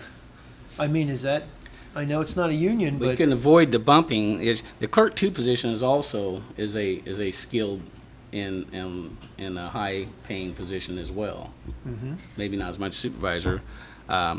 For 20 some years, that was one person office anyway, Mhm. and it went to a part time to finally, we got 3 people in there. And I'm just saying, I don't agree with letting the most senior, most skilled, most knowledgeable person in that office go. That person. It's my understanding that we were eliminating the position that that senior person would be able to bump down, bumping the bottom person out. You could go that way, or you could just eliminate the clerk 1 position as well. Eliminate that position, and you still leave 2 people there, and you leave a record supervisor who's responsible for maintaining that office, not only state but federal reporting documents as well. Michael, to get to the 80,000 now, how much is, there's 80,000 in there, isn't there, in savings in the budget right now with that position out? At this point, Yeah. if we eliminate the record supervisor position, that's a savings to the city of $87,000. 87,000, okay. So, If you eliminate but again, clerk 1 position is a savings of how much? Of approximately 50. But again, the staff position it's not who makes more money, who doesn't. I mean, that it ultimately has an effect on it. From an organizational structure, do you have a supervisor that manages 1.5 people? Right. That's the question, and that's what we looked at as staff. Yeah. Do you have a supervisor that manages 1.5 people? Is that the most efficient way to utilize the city's limited funds? That's the question that we looked at as a staff, and then that's how we came up with our recommendation. It didn't have, that's the basis for our foundation. Well, I understand that, but I'm not going to move from my position. I just it's been a 1-2 person office for as long as I know, and it's been only a 3-person office just recently. And it will never be more than a 1-2 person office. So, unless the city goes crazy again and grows out of sight, but I don't see that happening. There may or may not be bumping rights in place. I still think that person should be, or that position should be kept. And if you have to eliminate a clerk's position, then you can eliminate a clerk too. How much money does that save? I don't believe she's a clerk too. Just to interrupt, I think she's still at the step 1 position. Okay, are they both clerk 1s? Yes, I believe so. Okay, because the budget shows a clerk 2. I have it that way.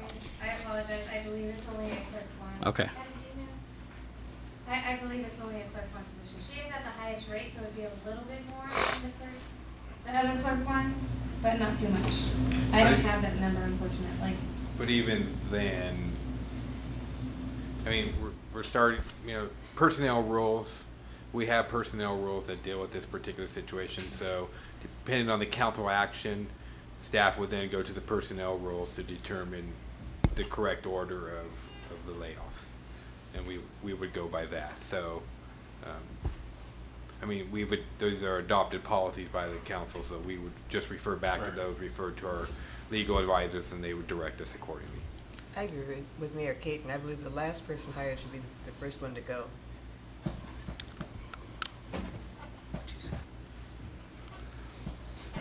I'm sorry, what did you say again, please? I believe the last person hired should be the first one to go. Okay, but And I one know of the it won't things save that, as much money, but I feel that's the way it should be. normally that holds true, but in this case, we're eliminating a position, It's a supervisor position. supervisor's position. And you'd have a supervisor supervising one person Right. and making $37,000 more dollars. And that's why I can't buy that.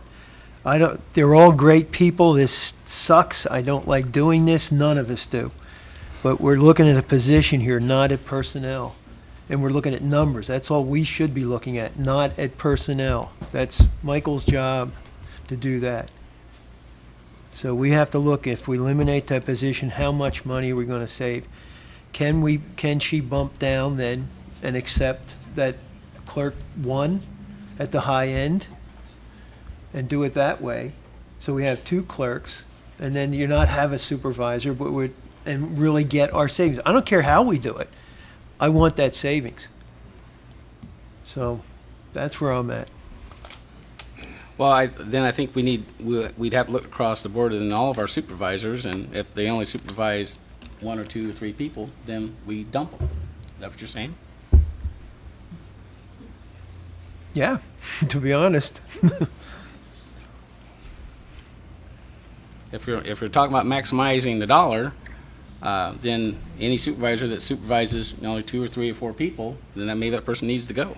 I don't get up to and go 4, down to but, another person. but I agree with 1. If they're only supervising 1, you don't need a supervisor. But this way, at least I don't want to lay off anybody. No one does. But we're in a position now, we have to get this savings. $80,000 out of our budget, out of our general fund, is a lot of money. And that's not the way it's sounding. Is not what it's going to be. To be honest, it's probably going to be in the $200,000 with what the state's going to come back and steal from us.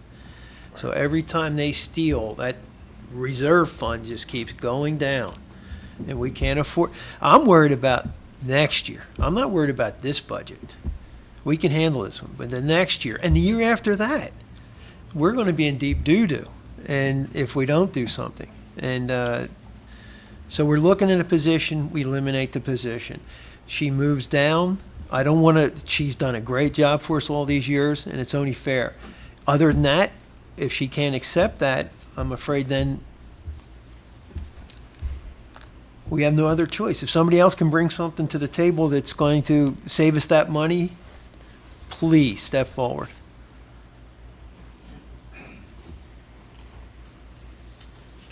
Any other council comments? Bring it to council for direction. Before we make motion on this, I have one concern. There's definitely community concern about the recreation and things like that in this town. And Michael, can you tell us what this is going to do to the recreation department? There will be no noticeable difference to the public. We, if I can generalize, we've been very fortunate. We've been running a top shelf recreation department. And we should try to continue to do that. Yeah. We have to. But some of the things that are done behind the scenes will not be able to be done behind the scenes due to the reduction in hours. But all the city programs will continue. We believe we can still maintain all the city programs that we offer our residents right now. And that person maintains the benefits under this budget. And what about would the rec department be able to, not that we're making a motion on this or anything talking about it, but there's definitely an outcry from the public for the city rec department to take on the softball league. That's been there. You're never going to get away from that talk. That's going to be talk. I mean, I've been city manager 3 years now. It's been talk every year since then, and I would anticipate it's probably going to continue. At the direction of the council, I'll continue. I'll look into some of these issues that have been brought up before you tonight, and then report back to you on them, and then see if there's any kind of resolution on there. There's running the baseball board. There's very limited number of cities that actually run baseball. I mean, they're generally done by nonprofits. Uh-huh. So it's a big investment. I mean, we don't own anything other than fields. Right. We don't own bats. We don't own balls. We don't own equipment. There's a lot there. So, not to say it couldn't be done. What I'm saying though is it's not turn on the switch and all of a sudden you got yourself a baseball program. Yeah. Oh, no, I understand that. So, but I'll bring back more information for you to help you. This is really big, Michael, because it's like it seems to me the programs that have been run by the city, like the soccer program and those programs, and we haven't had the complaints, have we? Well, and what you heard tonight is that people, I think, sometimes want it both ways because they said, we want the city to take it over, and then you appoint a whole bunch of us to be your board. If we take it over, Terry Heiberger, the reason our programs run so successful is because Terry, runs a straight ship, and you don't step over the line. and you don't do anything, or you're thrown out. I mean, That's the way it should be. yeah. And so, but maybe that's some of the issues that happen at sport. I don't, there's a lot of different things that go into particular programs. So I'd hate to try to tell you what the answers are right now. But if for instance, the city did take it over, it's not a board. It'd be more of a dictatorship about how the program's run. So Well, you don't really have a program right now. believe me. So We would, Program is an absolute disaster. Can I say something? Patrick, you got to get up here, buddy, because they're recording all this. Yeah. It's come down to be fair, if you ask me on the last playoff game, my daughter was in it in the championship. So it comes down to, they said. That doesn't help anybody. The bottom line is, a couple of girls had the wrong numbers. One of the gals that was speaking today, she put the wrong lineup. We can call them out. My wife found it. I go, don't do that. How can the girls on the other team be called out because of a grown-up's mistake of writing the batting order right? But that's the rule. So we didn't do it. Then there was a couple other things that happened. They asked me finally. I looked at the other coach, and you can ask them. And I looked at coach because you got to leave it up to the umpires. And I told them, tell the umpire to ask me. They asked me, and I told them it's a foul ball. Okay, that cost us. Now, one of the coaches here tonight, she would have killed me if she did that. But the bottom line is, it's about the kids. What ended up happening on these arguments is he said, she said, this happened, and then it got personal. And it just got out of control.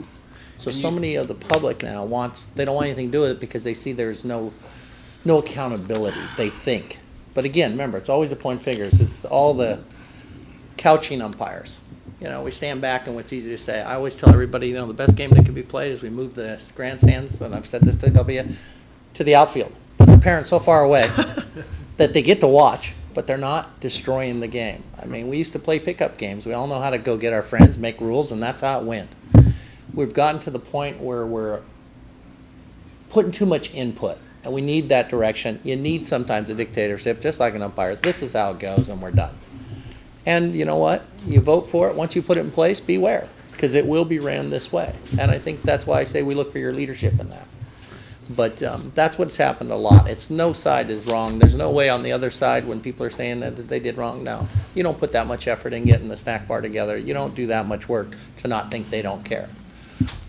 They're a very sports-oriented family that's run the board, and they love their kids being in sports. And I commend them because I watched those parents when I came home to try to help out, and they already had done so much on the fields and everything. So I think we have to get back to let's get two sides talking.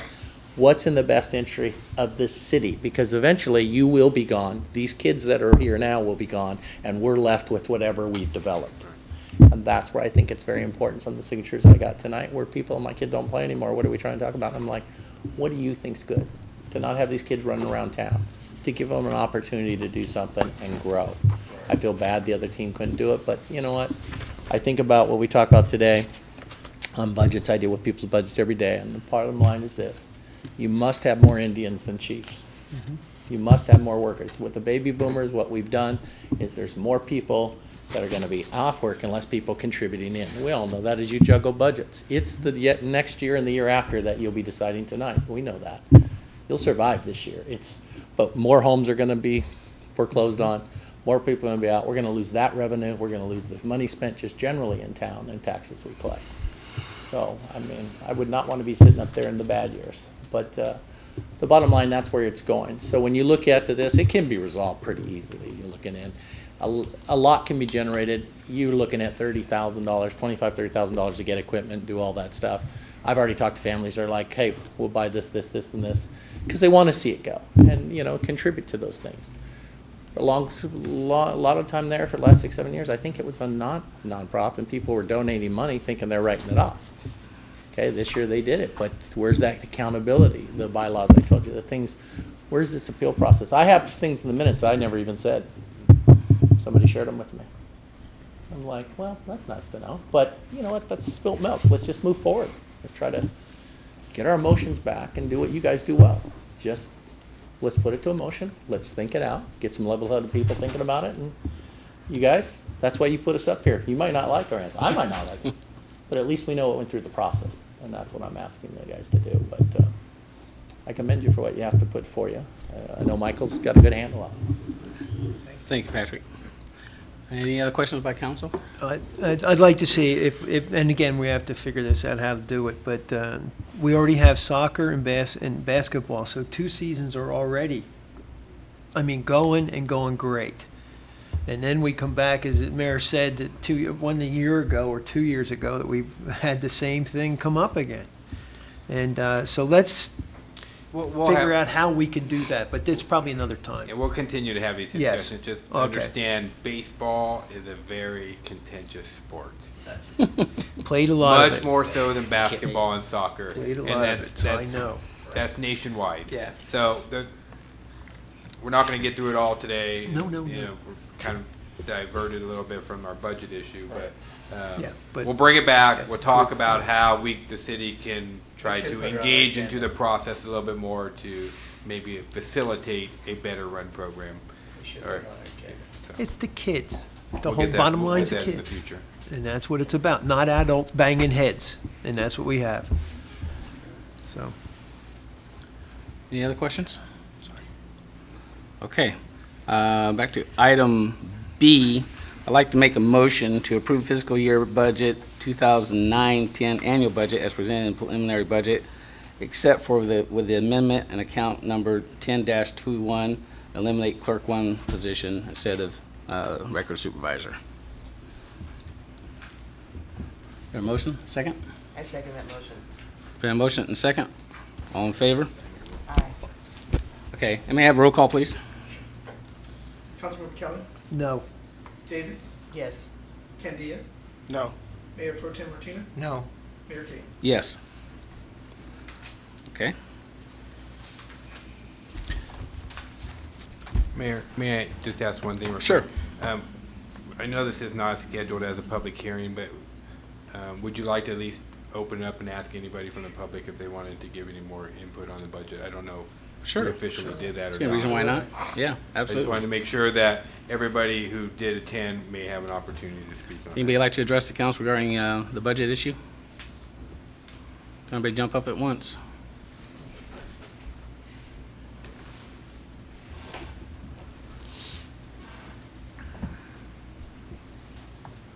My name is Coral Munoz. I am a rec commissioner and also a volunteer, basically a permanent volunteer, and a former rec assistant.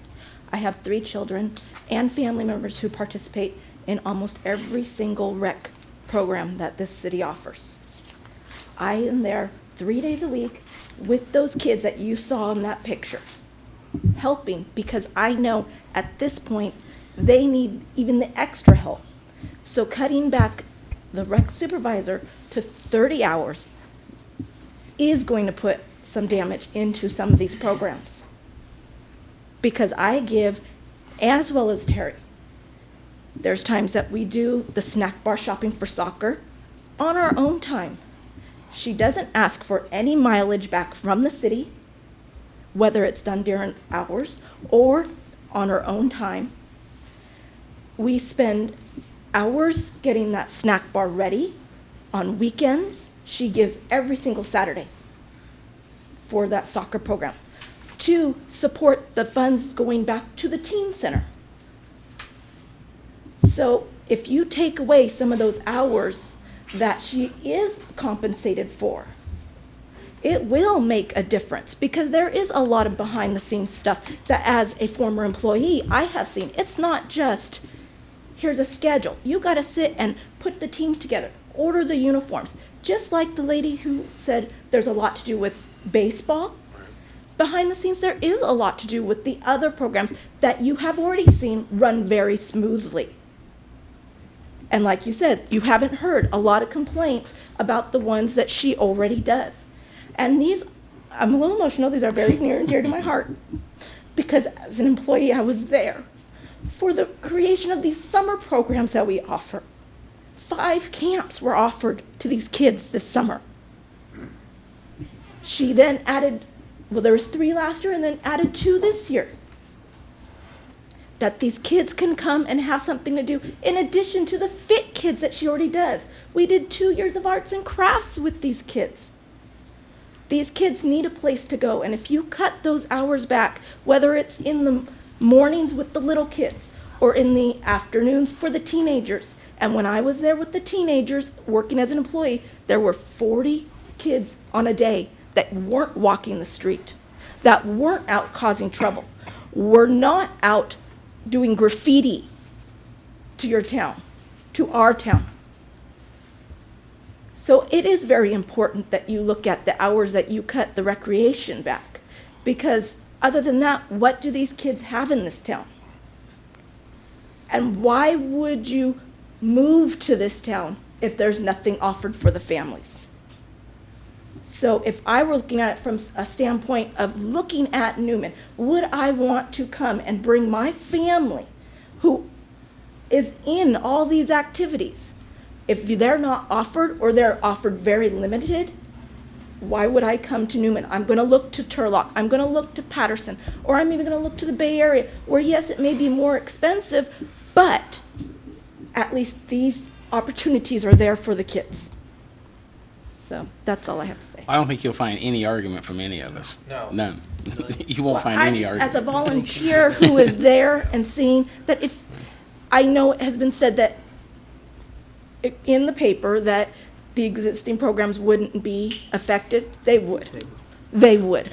And Well, I am there. It may well be, but the other side of the coin is it's not an elimination of a position, and you just heard that this council is going to eliminate a position.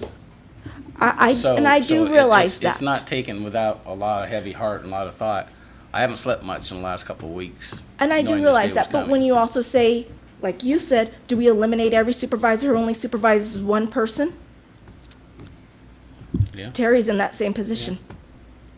I understand that. So, That's and why I mean, made as that many statement. of our supervisors in this.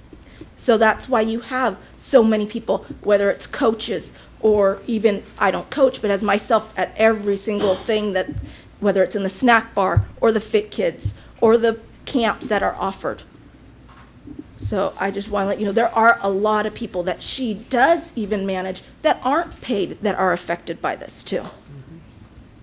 Thank you. Thanks. Anybody else wish to address the council on budget? Okay, seeing none, come back to council for direction. Do we have to vote on this thing? That's what you're elected Seriously. to do. Yeah, I you mean, gotta vote. You do gotta we make have to get it decisions. passed before the end of June, I guess, huh? Because we know it's going to change in 3 Well, we months gotta or 2 weeks. we have to give our staff some direction to proceed, and we know in 30, 60, 90 days, it probably is gonna change Yeah. again. So, but we have to establish at least a stronghold now. Okay. So we have to give staff some direction. I'd love to be able to say, nobody gets laid off, no hours get Oh, cut, no, and all that kind of stuff, but Yeah. that's where you make the big bucks, make hard decisions. Back to council for direction. I make a motion, we approve the fiscal year 2009-10 annual budget as presented in the preliminary budget document. Have a motion. Is There's there a al- second? If I may, there's 3 resolutions. You can do all 3 together. And all, We'd like to and- do all 3. Okay. Should I read them, Tom? You can just move the 3 I- as presented if that's Okay, where you're move that the headed. 3 also will be included in the reading. B1, 2, and 3. 1, 2, and 3. A motion, is there a second? I second that motion. Roll call, please. Councilmember Kelly. Yes. Davis. Yes. Candia. Yes. Mayor Pro Tem Martina. Yes. Mayor King. No. Okay, move on to item C. Review previous council direction pertaining to variance number 2008/2, Joe Winters applicant. Good evening again. Before you is an update of variance 2008-02. Back in September of last year, Joe Winters applied for a variance to allow his accessory building, an RV cover, to exceed the code standard of 12 feet in height. He had built a 14-foot tall structure without a permit and was requesting the variance on the basis that his RV had been vandalized and he had installed said structure to protect his RV. The Planning Commission could not make the necessary findings to approve the variance and denied his request. As allowed for in the code, Joe Winters went to the council and appealed the Planning Commission's decision. On the November 18th meeting, the council decided to deny that appeal, but allowed him 6 months to get back into compliance. On May 18th, staff contacted the building department to go inspect said building for compliance, and it was found to be 13 feet in height, still exceeding the municipal code standard of 12 feet. Mr. Winters has explained that he could not go any lower given the size of his RV and requests that the council review their previous decision. Staff recommends that since the item has already exhausted all appeals, that the council reiterate their previous denial. Our building official and Mr. Winters is here. Should the council have any questions, comments? Questions of Stephanie? Anybody, Mr. Brinkman, you want to address the council? No? Mr. Winters?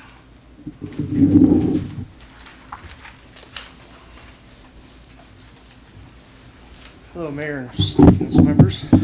Joe Winters.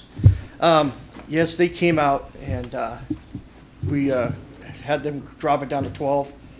And I went to put the RV in, I just about took the air conditioners out. The highest or the lowest I could go was 13 feet. I mean, it just barely fits in there. I did check, well, I also want to show you too, about a month and a half ago, a little over a month and a half ago, it had another few bottles thrown. This one didn't break, but two of these were thrown, one broke. The other one hit the cover and dented it right where it would have went through the window again. So the thing did save it.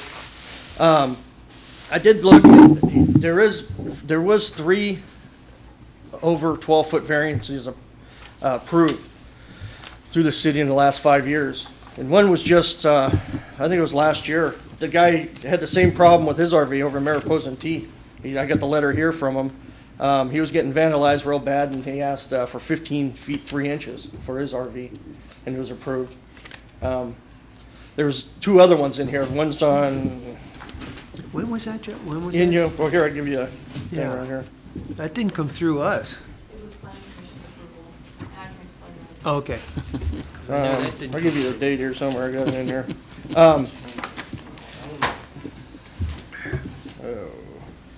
July 17th, 08. It was 08. I'm just asking to please, give me the 1-foot variance if you could. Like I said before the previous meeting, if there's a problem with Driscoll right there, I have no problem having a landscaper come in and put cypress trees in there. No problem at all. I mean, it'll probably keep some of the stuff thrown over a little, might block a little more. But I'm just asking, please to give me that variance of 1 foot.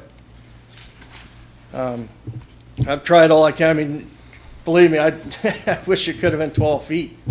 I just couldn't get it in there. I mean, I actually had to replace the cap of the air conditioner because I cracked it. So, but I mean, I got like this much room. It just barely fits. I have to take the antenna off to get it in. So I'm just asking, please, to if you can give me the variance of that 1 foot. I mean, I had the same problem. I got some letters there I gave to the city from a few neighbors that I had not enough time to get them in because I was taking off on vacation. But they, sent some letters, or I gave letters and gave them to Stephanie. Okay. Yeah, no, we've got it. Okay. But like I said, I'd love to have it, but I just, please can give me the 1 foot variance. What have you done to solve this problem since the last time you were here? I dropped it down. It was 14 feet something, and like I said, it went to 12 feet. And I tried to back it in, and the highest or the lowest I can go is 13. They did come out. I got the bill there. It cost me $1,200 to have them come out and do it. Why was it erected to 14 foot anyway? Well, you knew it was 12, the low was 12 at that time, didn't you? Yeah. But it was the air conditioners couldn't get in at the right angle. Well, then why was it erected?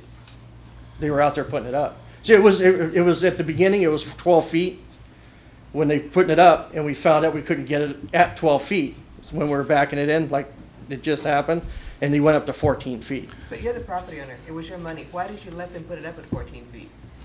I couldn't get the motorhome in. I mean, no, you didn't have to have it. Yeah, but I've already paid for it, and they put it in. Well, that's not our problem. Oh, I understand that, but that's when I came and asked for the variance after. I wasn't planning on going 14 feet. You also said it was a temporary structure, I believe, when you asked for the variance. And I don't think steel bolted concrete is temporary. Do you? Well, I can move it. I mean, all you have to do is unbolt it. It's movable. And there's other ones in the city, same thing.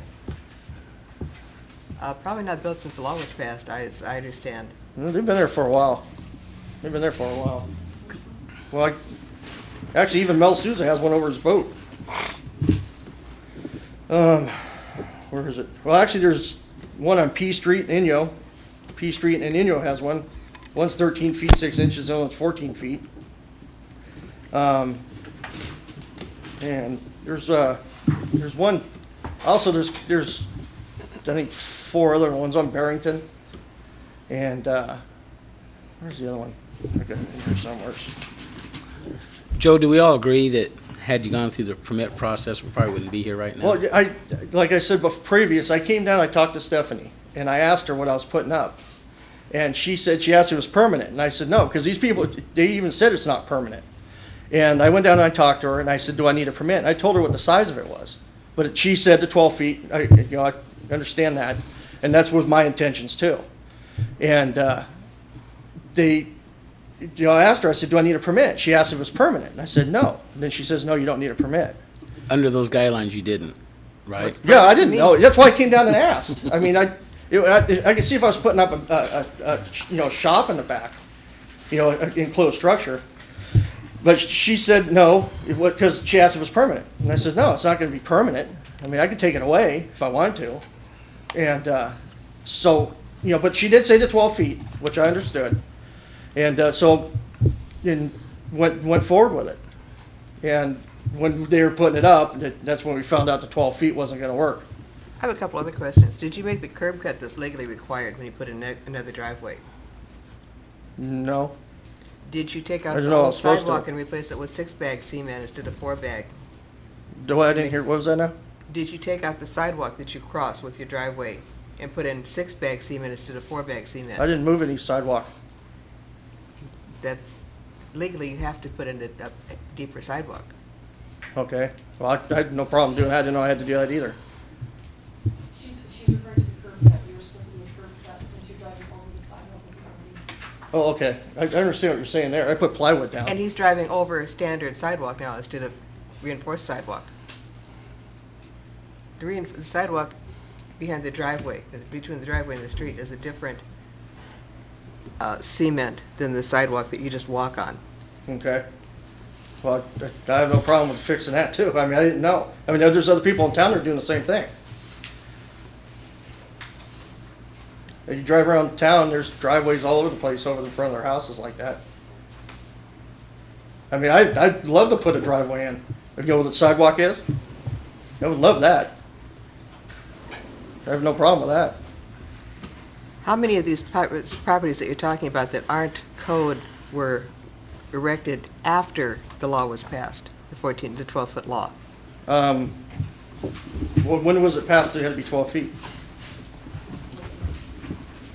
The other ones here are, there's that one at 08 that was just done for that guy in his RV. Please, Steph, let her, Joe, Oh, I okay. want to hear what that was about, how that got through. The applicant was Jake Oxenrider on the corner of Mariposa and T. He's in the historical district, and the planning commission made findings that based on the trend of detached garages in that district, that the 15.3, since it did not exceed the height of the house, was actually consistent with the neighborhood. And that is one of the findings you have to make for a variance, that it would not conflict with the neighborhood.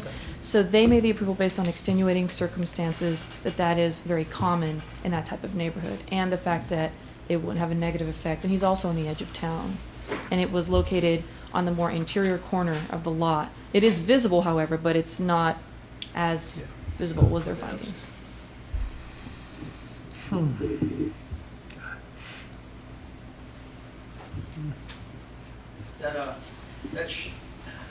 That shop that he has in Mariposa is twice the size of his existing home.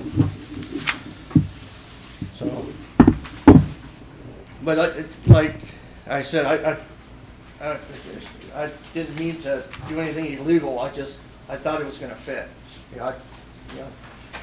Trust me, I didn't want to go through this. I mean, I didn't do it to be vindictive or anything. I knew it had to be 12 feet, but when we measured it, I thought it was going to fit, and it didn't. But when you let them construct it at 14 feet, you knew right then you were doing something illegal. Yeah, but the thing was, they were coming out to put it up, and they put it up. You know, I mean. With your money, I your can't- property, you could have told them, stop. I'd have a pile of metal sitting there. Yeah, that's, You know, I mean, did you not know how tall your RV was when you ordered this building? well, they said 12 feet would fit. They said that they fit, it didn't fit. So, Do we get a special assessment or anything from this, from these buildings? Any additional tax come out of that? That's a good question. I know that the county does look at our building permits and do make assessments. Oh, so we don't see that anyway. It's going to be it's going to be doubtful that there's any assessments on this. but like I said, I mean, I just had stuff thrown a little over a month and a half ago again. And I'm just trying to do what the other guy did, just protect his property. Legally, we can't add something to this that for the city. I mean, in a case like this where, you know, I guess I don't think we. You know what I'm doing. I'm trying to. Your help decision Joe here. has to be based on findings supported by some evidence to make the decision. I mean, all I'm doing is asking for a foot. I mean,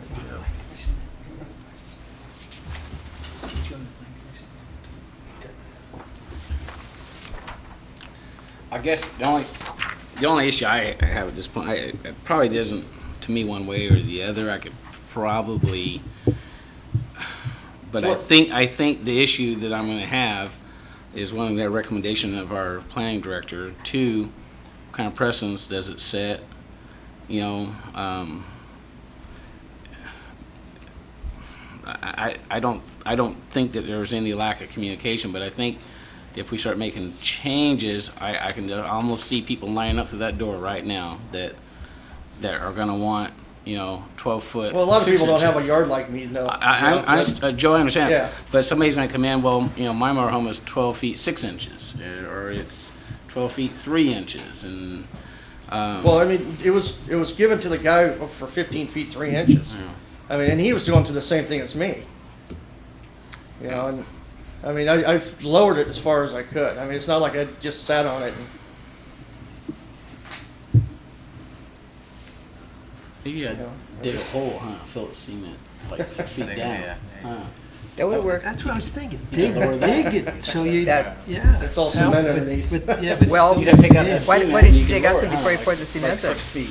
Well, the cement Yeah, had been neat there, coat, there right? a long time before that. Oh, why? The cement was there for a long time. Probably. Well, Wouldn't that work, Michael? It was before we even had the motor You home. dug it all out Yeah, the trailer and home. report it.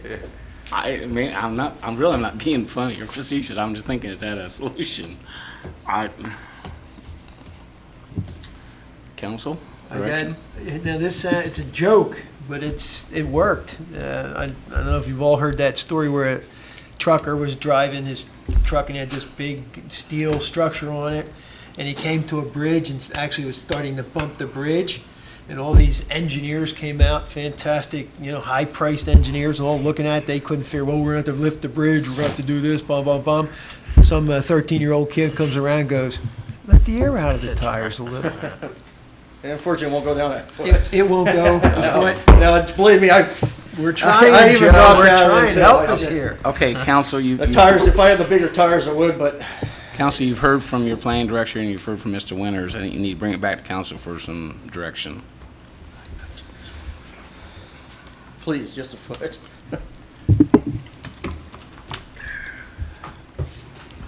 I make a motion that we deny this variance. There's been a motion. Is there a second? Second. Been a motion and a second. All in favor? Aye. Opposed? No. I'd like to give the one foot. I know I don't like doing it, but this is getting crazy. Okay. Motion is approved. Sorry there, Mr. Winters. You're going to have to come up with some kind of other solution. And I don't know what that answer is. I really don't. Other than either removal or I don't know. I don't know. All right. Okay. Okay, move to item D, approving and authorizing submittal of a Neighborhood Stabilization Program 2, NSP2, agreement with Stanislaus County designating the county as lead applicant for funding under NSP2. Good evening again. As a part of the CDBG consortium, the City of Newman, along with the county, can apply for Neighborhood Stabilization Plan 2 funding.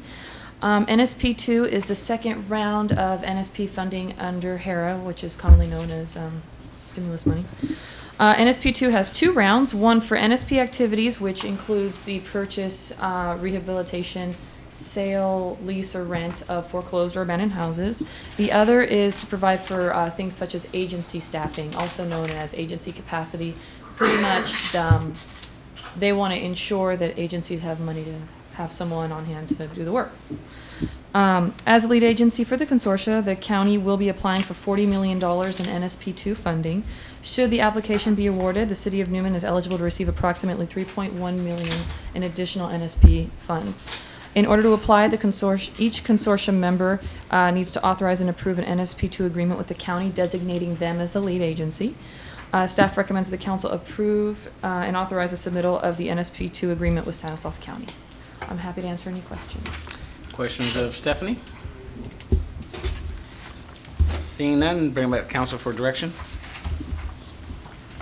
I so approving and authorizing submittal of a Neighborhood Stabilization Program 2, NSP2, agreement with Stanislaus County designating the county as the lead applicant for funding under NSP2. What the hell is NSP2? You just made Just a another motion for federal it. acronym. Yeah. I'll second. Neighborhood Stabilization Program 2. Second the There's been a motion. motion and a second. Is all in favor? Aye. Motion, opposed? Motion carries. Thank you. Thank you, Stephanie. Item E, introduction and first reading of ordinance number 2009, next in number. Ordinance amending Title 9, Police Regulations, adding Chapter 9.14, disorderly social events or gatherings. Sergeant Short, you've been Mr. delegated Mayor. the duty. Council members, I have been delegated this duty. I'm sure you're doing a fine job. The The chief's watching you. Oh, he's right there close. First one here under item E is cost recovery for disorderly social events or gatherings. The purpose of this ordinance will be to assist the police department in controlling unruly gatherings and to defray the cost of responding to these events. The way this will work is when officers go to one of these noisy events, parties, so on and so forth, the person in charge of this event, whether it be the homeowner or an organizer, will be giving a written warning from the police department stating that they will, that they will be responsible for any second and subsequent revisit from the police department out to this location.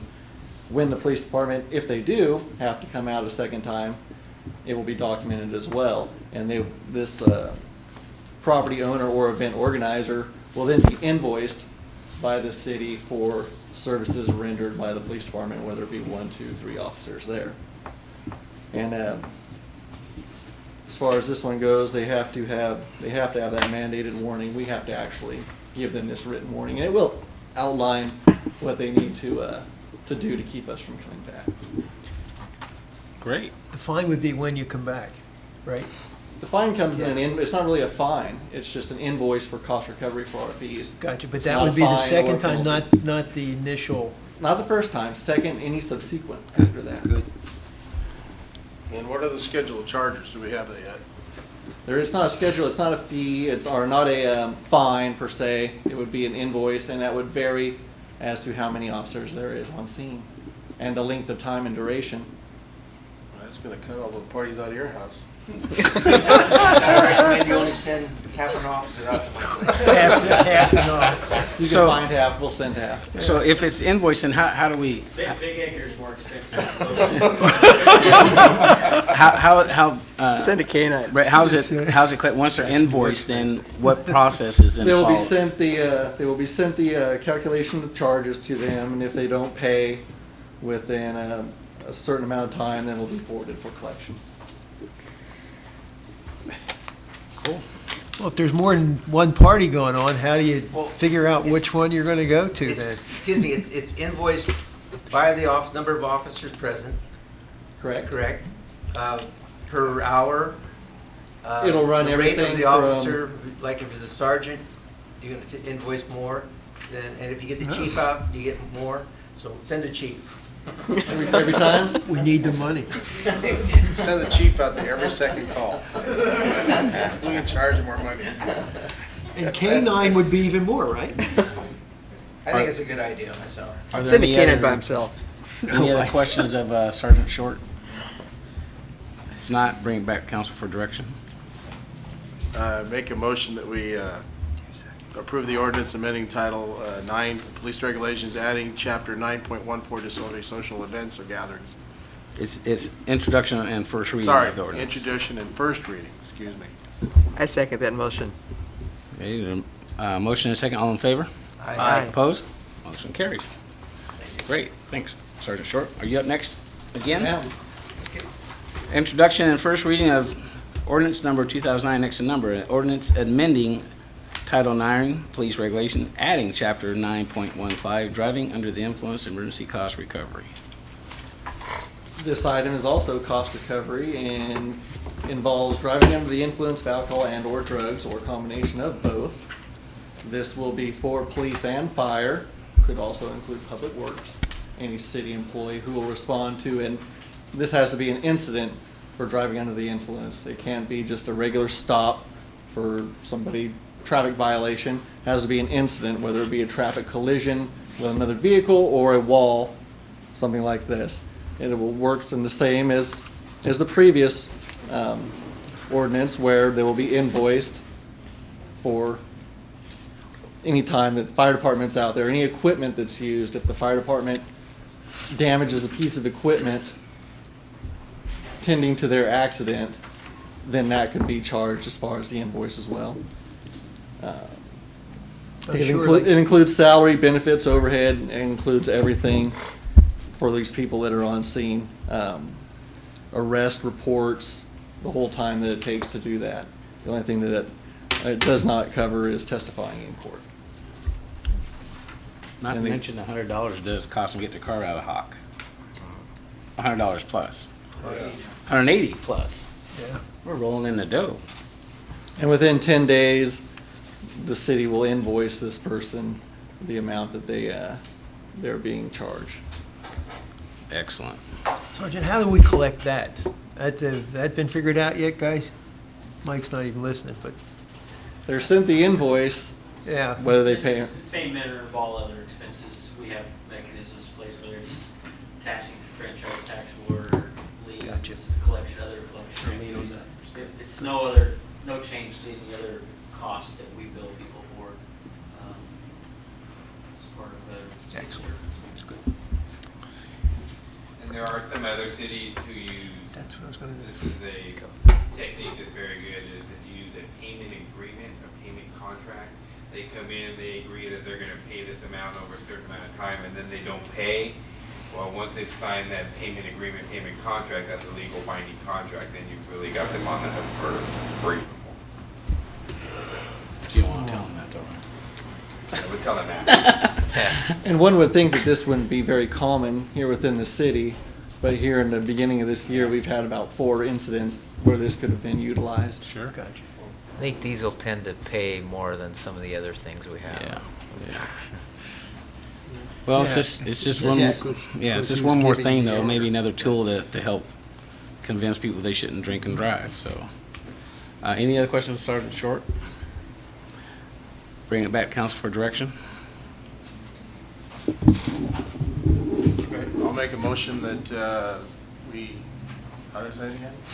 Introduce and first reading, introduction and first reading of ordinance 2009, and ordinance amending Title 9 Police Regulations, Thanks, Brett. adding Chapter 9.15, driving under the influence, emergency cost recovery. Is there a second? I'll second that motion. Been a motion and a second. All in favor? Aye. Opposed? Motion carries. Thank you. Good job, Chief. Good training. Was he a little bit nervous? You did a great job. Yeah, he did a You did a great job. Item G, adopt resolution number 2009, next to number resolution authorizing a general fund administrative surcharge calculation for non-general fund costs. Sonia. Good evening, Mayor and council members. I have the next 4 items, so I'll be up here for a while. The first one that I have is to approve the general fund administrative surcharge calculation. We've actually been using it for the last 2 years. We simplified it from previous years per the request of our financial auditors. Generally, what we do is we take the last set of financial audits, which in this case is fiscal year 07-08, and we calculate what expenses that we've incurred from other funds, and then our general fund charges these other funds, such as sewer, water, capital repair and replacement, redevelopment agency. It's a 15% charge for any expenses that those funds may have incurred. Which was included in the 2009-10 budget, is $230,444 revenue to the general fund that will be transferred out at the end of the fiscal year 2010 from all other funds. Are there any questions? Questions of Sonia? Hit me again on that one, so. Okay, we've done it forever, but Gotcha. we just changed the calculation within the last 2 years. Okay. What it is we don't sit there and just calculate out every expense that each fund has incurred. Okay. So we have a general fee that we charge all funds. It's a 15% fund, and it's based on the prior years or the prior 2 years audited financials. Okay. So say that a fund's incurred $300,000 in expenses, then we charge it 15% of that, and that money goes back into the general fund, which is included in your budget that you approved earlier this evening. Any other questions of Sonia? Bring back the council for direction. I make a motion that we adopt Resolution 2009 authorizing a general fund administrative surcharge calculation for general fund costs. I wrote over it. There's been a motion. Is there a second? I second that. All in favor? Aye. Opposed? Motion carried. Okay, Sonia, item H is approval and extension of the current agreement to provide audit services by Clendenin, Bird and Company, LLP, and authorize the city manager to sign an agreement for audit services. The City of Newman is required to have an annual report every year, and for the past 3 years, we've had Clendenin, Bird and Company do our audit. What I'm requesting is a 1-year extension with a possibility of 2. Actually, I spoke to the auditor on Monday. They're willing to go out another 2 years, which is usual routine for other cities to do 5 years, and then I suggest that we do a 2-year extension and then go out with an RFP after that. The cost for a 1-year contract would be $24,800, which is what we've been paying for the last 3 years. They haven't increased it any. If we continue out with 2 years for fiscal year 10-11, they'll increase it by 3%, which would be about $25,600. And if you recall, that they do an excellent job, and they're reading their audit and everything is. He comes out and does a presentation, so it's very well prepared. So, any questions of Sonia? There's no way we can squeeze them on this a little bit? I actually tried, and he gave us a deal this year. He didn't increase it by the 3% this year, so we saved a little bit of money there. But you do have the option to just go 1 year and look after that if you want. We could do 1 or 2. I think we should go 1. He might change his mind then. Any other questions of Sonia? Bring back council for direction. All right, Ted.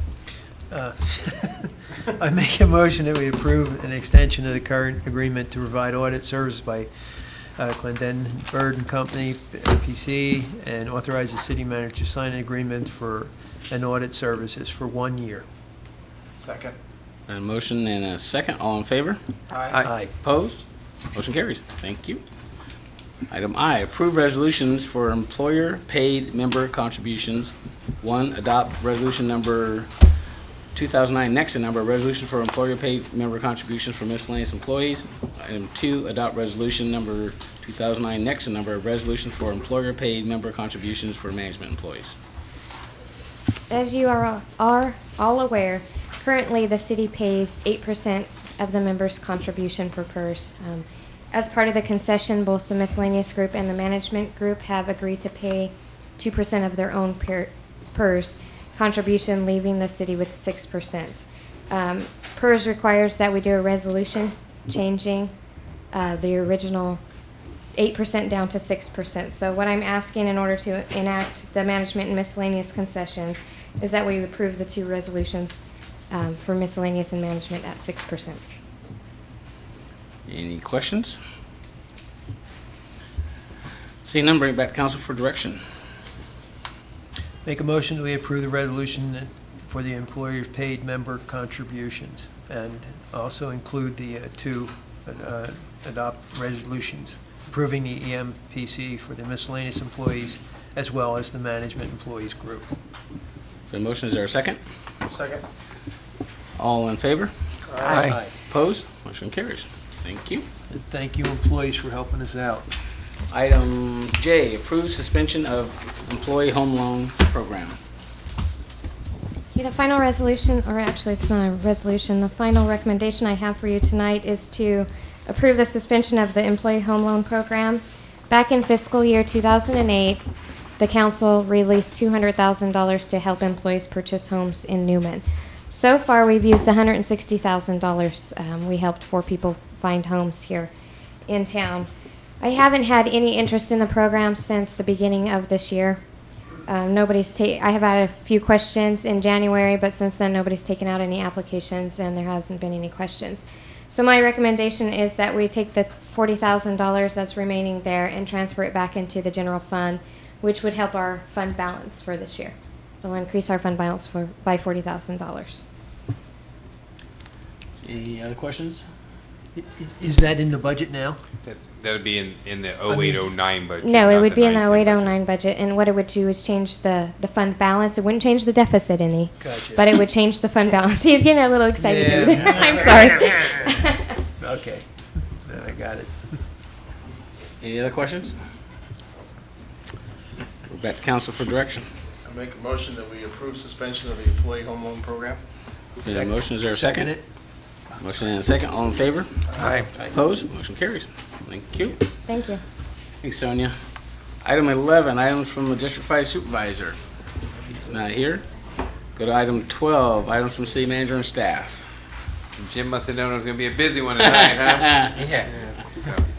Just a couple quick updates for the council.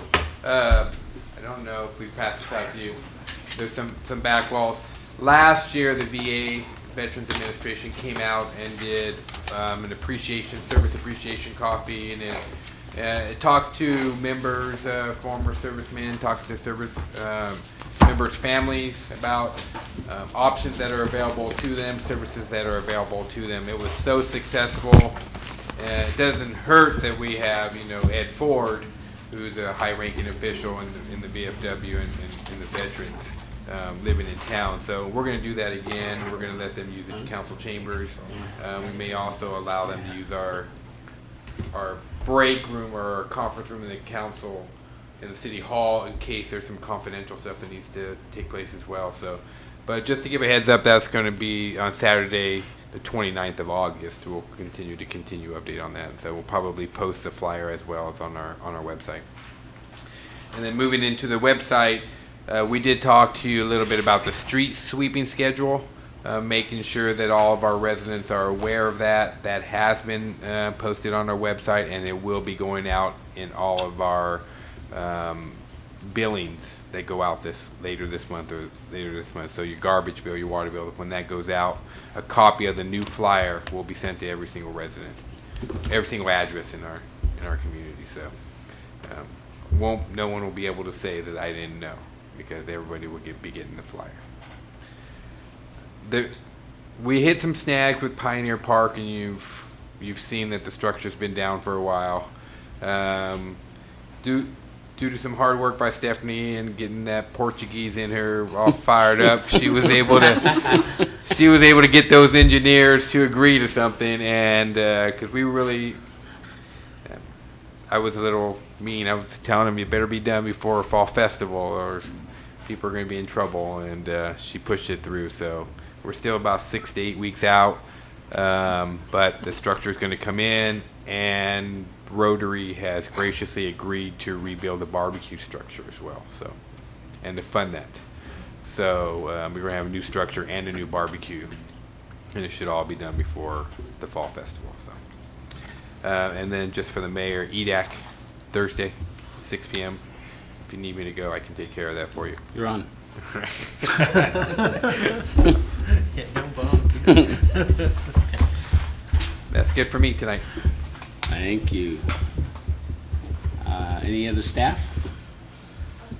Well, I got an email today that the structure should be delivered August 3rd. So that's a Monday. Great. So, and they're already gonna go in there and start doing the concrete and the footings, because that was one of the issues, so. Can I approach the podium? Sure.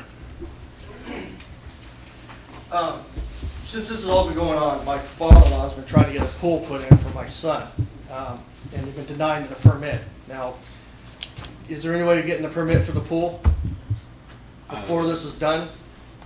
Because they've been denying it. Stephanie? An existing city policy is that when there's an existing land use violation on a property, whether it be residential or commercial, we don't approve any new permits till that issue has been resolved. So upon direction of the council, I can go ahead and process the permit or continue to hold it until the accessory building has been remediated. So you're talking about a pool at your house? In the same property. Oh, same property. We were trying to get it done before his birthday, but it's not going to happen now. Council? I'm not opposed. No, why not? I'm not either. No. Is that the consensus of the council? Yes. Okay. I'm not opposed. I know you got a lot of heartache, Joe, and I just hope you can just kind of appreciate the position we're in. But I'm not opposed to allowing you to go through with that. But obviously, you're going to have to continue to work on the other issue. You can tell me to do it's going to be done. Yeah. It might take me a little while, but it'll be done. Okay. One way or the other. But I Okay. just wonder because, it's a present for my kid. I He can't understand. afford a pool, he's put it in, and they've been denying us the permit. Does your dad want to build 2 pools? Yeah. I can't afford one either. I would have to have the permit sent back to me from building department, so I'll contact them in the morning. Yeah, just work with Steph. Get that going. Thank you. Okay, all right, okay. Thanks, Any other staff members? Gardner, you don't want to say anything else? Okay, Sonia, nothing else? Chief, anything else? Terry, anything? You're good. Well, everybody's good. Okay, we'll bring it back to council members. Let's start to the left. Ted. There was something, and I'm having one of those senior moments. Roberta, you have anything to say? I don't have anything. Huh? Healthcare. Healthcare? Yeah, you want to You're talk always about talking your about meeting? healthcare task force. Oh, no, I did that last week, really. We're again, the way we still haven't had responses from Patterson. So we've got to get them on the stick. Imagine Joe that. is down in Augustine's helping out, but and we need to step. I'm back now. Got back last night late, but we need to. I need 10 volunteers, 10 people that we need to step forward, and from the group and that want to do I'm it. sure they'll And be have knocking fun your doing door it. down. Yeah. Huh? I said you guys should be knocking his door down, getting in contact with I Ted. know, Make this thing and we fun. need to do that. So 10 people from that. There's cars and airplanes involved in it, and I'm kidding. Okay, Nick, anything? Not tonight. Bob? Just a comment, we had a 2-on-2 meeting, actually it was 1-on-2. But anyway, not a lot that came out of the meeting, but it's great for the city and the school board to get together and keep open communication channels. There's a lot of things that we're doing and they're doing that are going to be joint projects down the road. So even though there's a lot much we can do right now because the funds are not available, it's important that we continue to have these meetings and they know what we're doing and we know what they're doing. And we never had this relationship before years ago, and that was one of the things the city was missing, not to have a good relationship with the school board, and I think we have that, so that's great. The only other comment I'd make, it's baseball, youth baseball is really it's a nightmare. And every game that I've gone to recently, there's something has happened that's been unbelievable. The last one I went to, one of the fathers of one of the children playing called out the umpire and said that he was going to get him after the game was over. And so actually, this was in Gustine, and actually an officer was called to the scene, and he talked to him. But it just seems like it's gotten so intense. It's like the only thing that's important anymore is for them to win. You know, it's like they're forgetting about teaching these kids the basics of baseball, you know, and good sports, and they're just, I don't know. It's just like, I've heard terrible things. I've heard kids spit in their hand before they'll shake hands with the other team.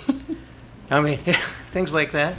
I mean, kids staying in the dugout, they're crying because they don't want to congratulate the other team that won, you know.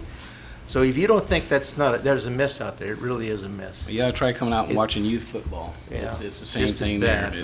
But anyway, it's so horrible. I would recommend to these parents, if they're going to have coaches like that, I wouldn't my child wouldn't play, because I think it's too important.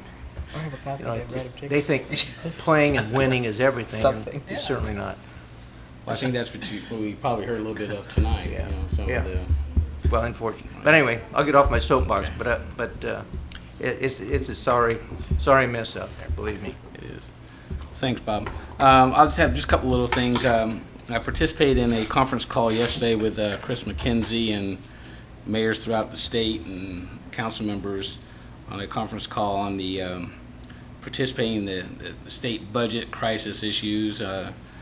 Chris McKenzie from the league kind of facilitated it and gave you a chance to chime in, and strongly encouraging council members, police chiefs, city managers to call your local politicians. The city manager has written a letter to Assemblyperson Galgiani, and I've got a call into her. I think any pressure that politically we can put on our politicians, they're talking about, you know, again, stealing the gas tax, RDA money, anything they can get their hands on, they're going to take.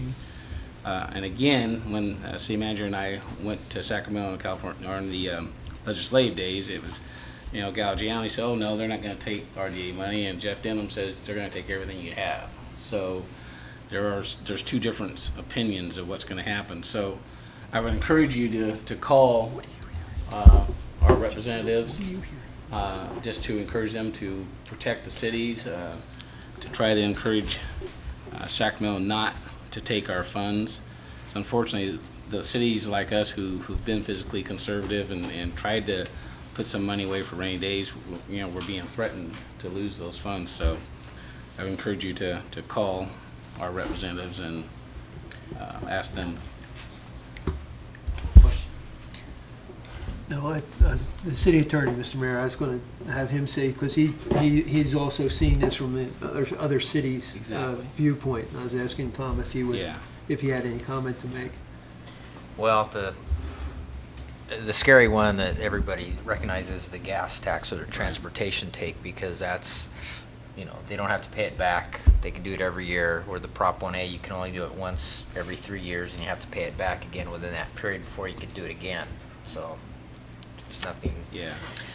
I feel like we're lending money to Enron. Yeah. We're not lending, we're giving. No, for the. One other thing is tomorrow I will be traveling to Lathrop and participating. This is an official census year. So I'm attending a regional convening in Lathrop. I'm not really sure what to expect, but I just kind of ignored. Michael forwarded me the email. I kind of ignored it, and then I got 2 phone calls saying, "Are you coming?" So I guess I'm going. So I'll go tomorrow and try to find out. I'm sure they're probably just looking for leadership people from our community to try to help out with the census, you know, since this is a census year. So I'll have no sense and I'll go.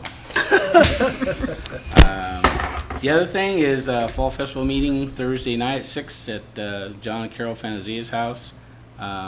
John is still in charge of the Fall Festival. I guess there was some rumor out that he had dropped out, but I spoke with him today and he assured me that he hadn't. So 6 o'clock for anybody who wants to volunteer, has ideas for Fall Festival. He serves food and drink, and it's a good meeting. So 6 o'clock tomorrow at John and Carol Fanazia's house. And Thursday night or tomorrow night? I'm sorry, Thursday night. Good. Thursday night, Good. the 25th. Thanks, Ed. That's good. I'm sorry. With that, we'll adjourn to closed session. Conference with labor negotiator, miscellaneous bargaining group, Government Code 54957.6, Bob. And B, conference with legal counsel, potential litigation, one case, Government Code 54956.9. And conference with real property negotiator, Merced County, APN 054-006-001 and APN 054-004-005, Government Code 54956. Good night. Man.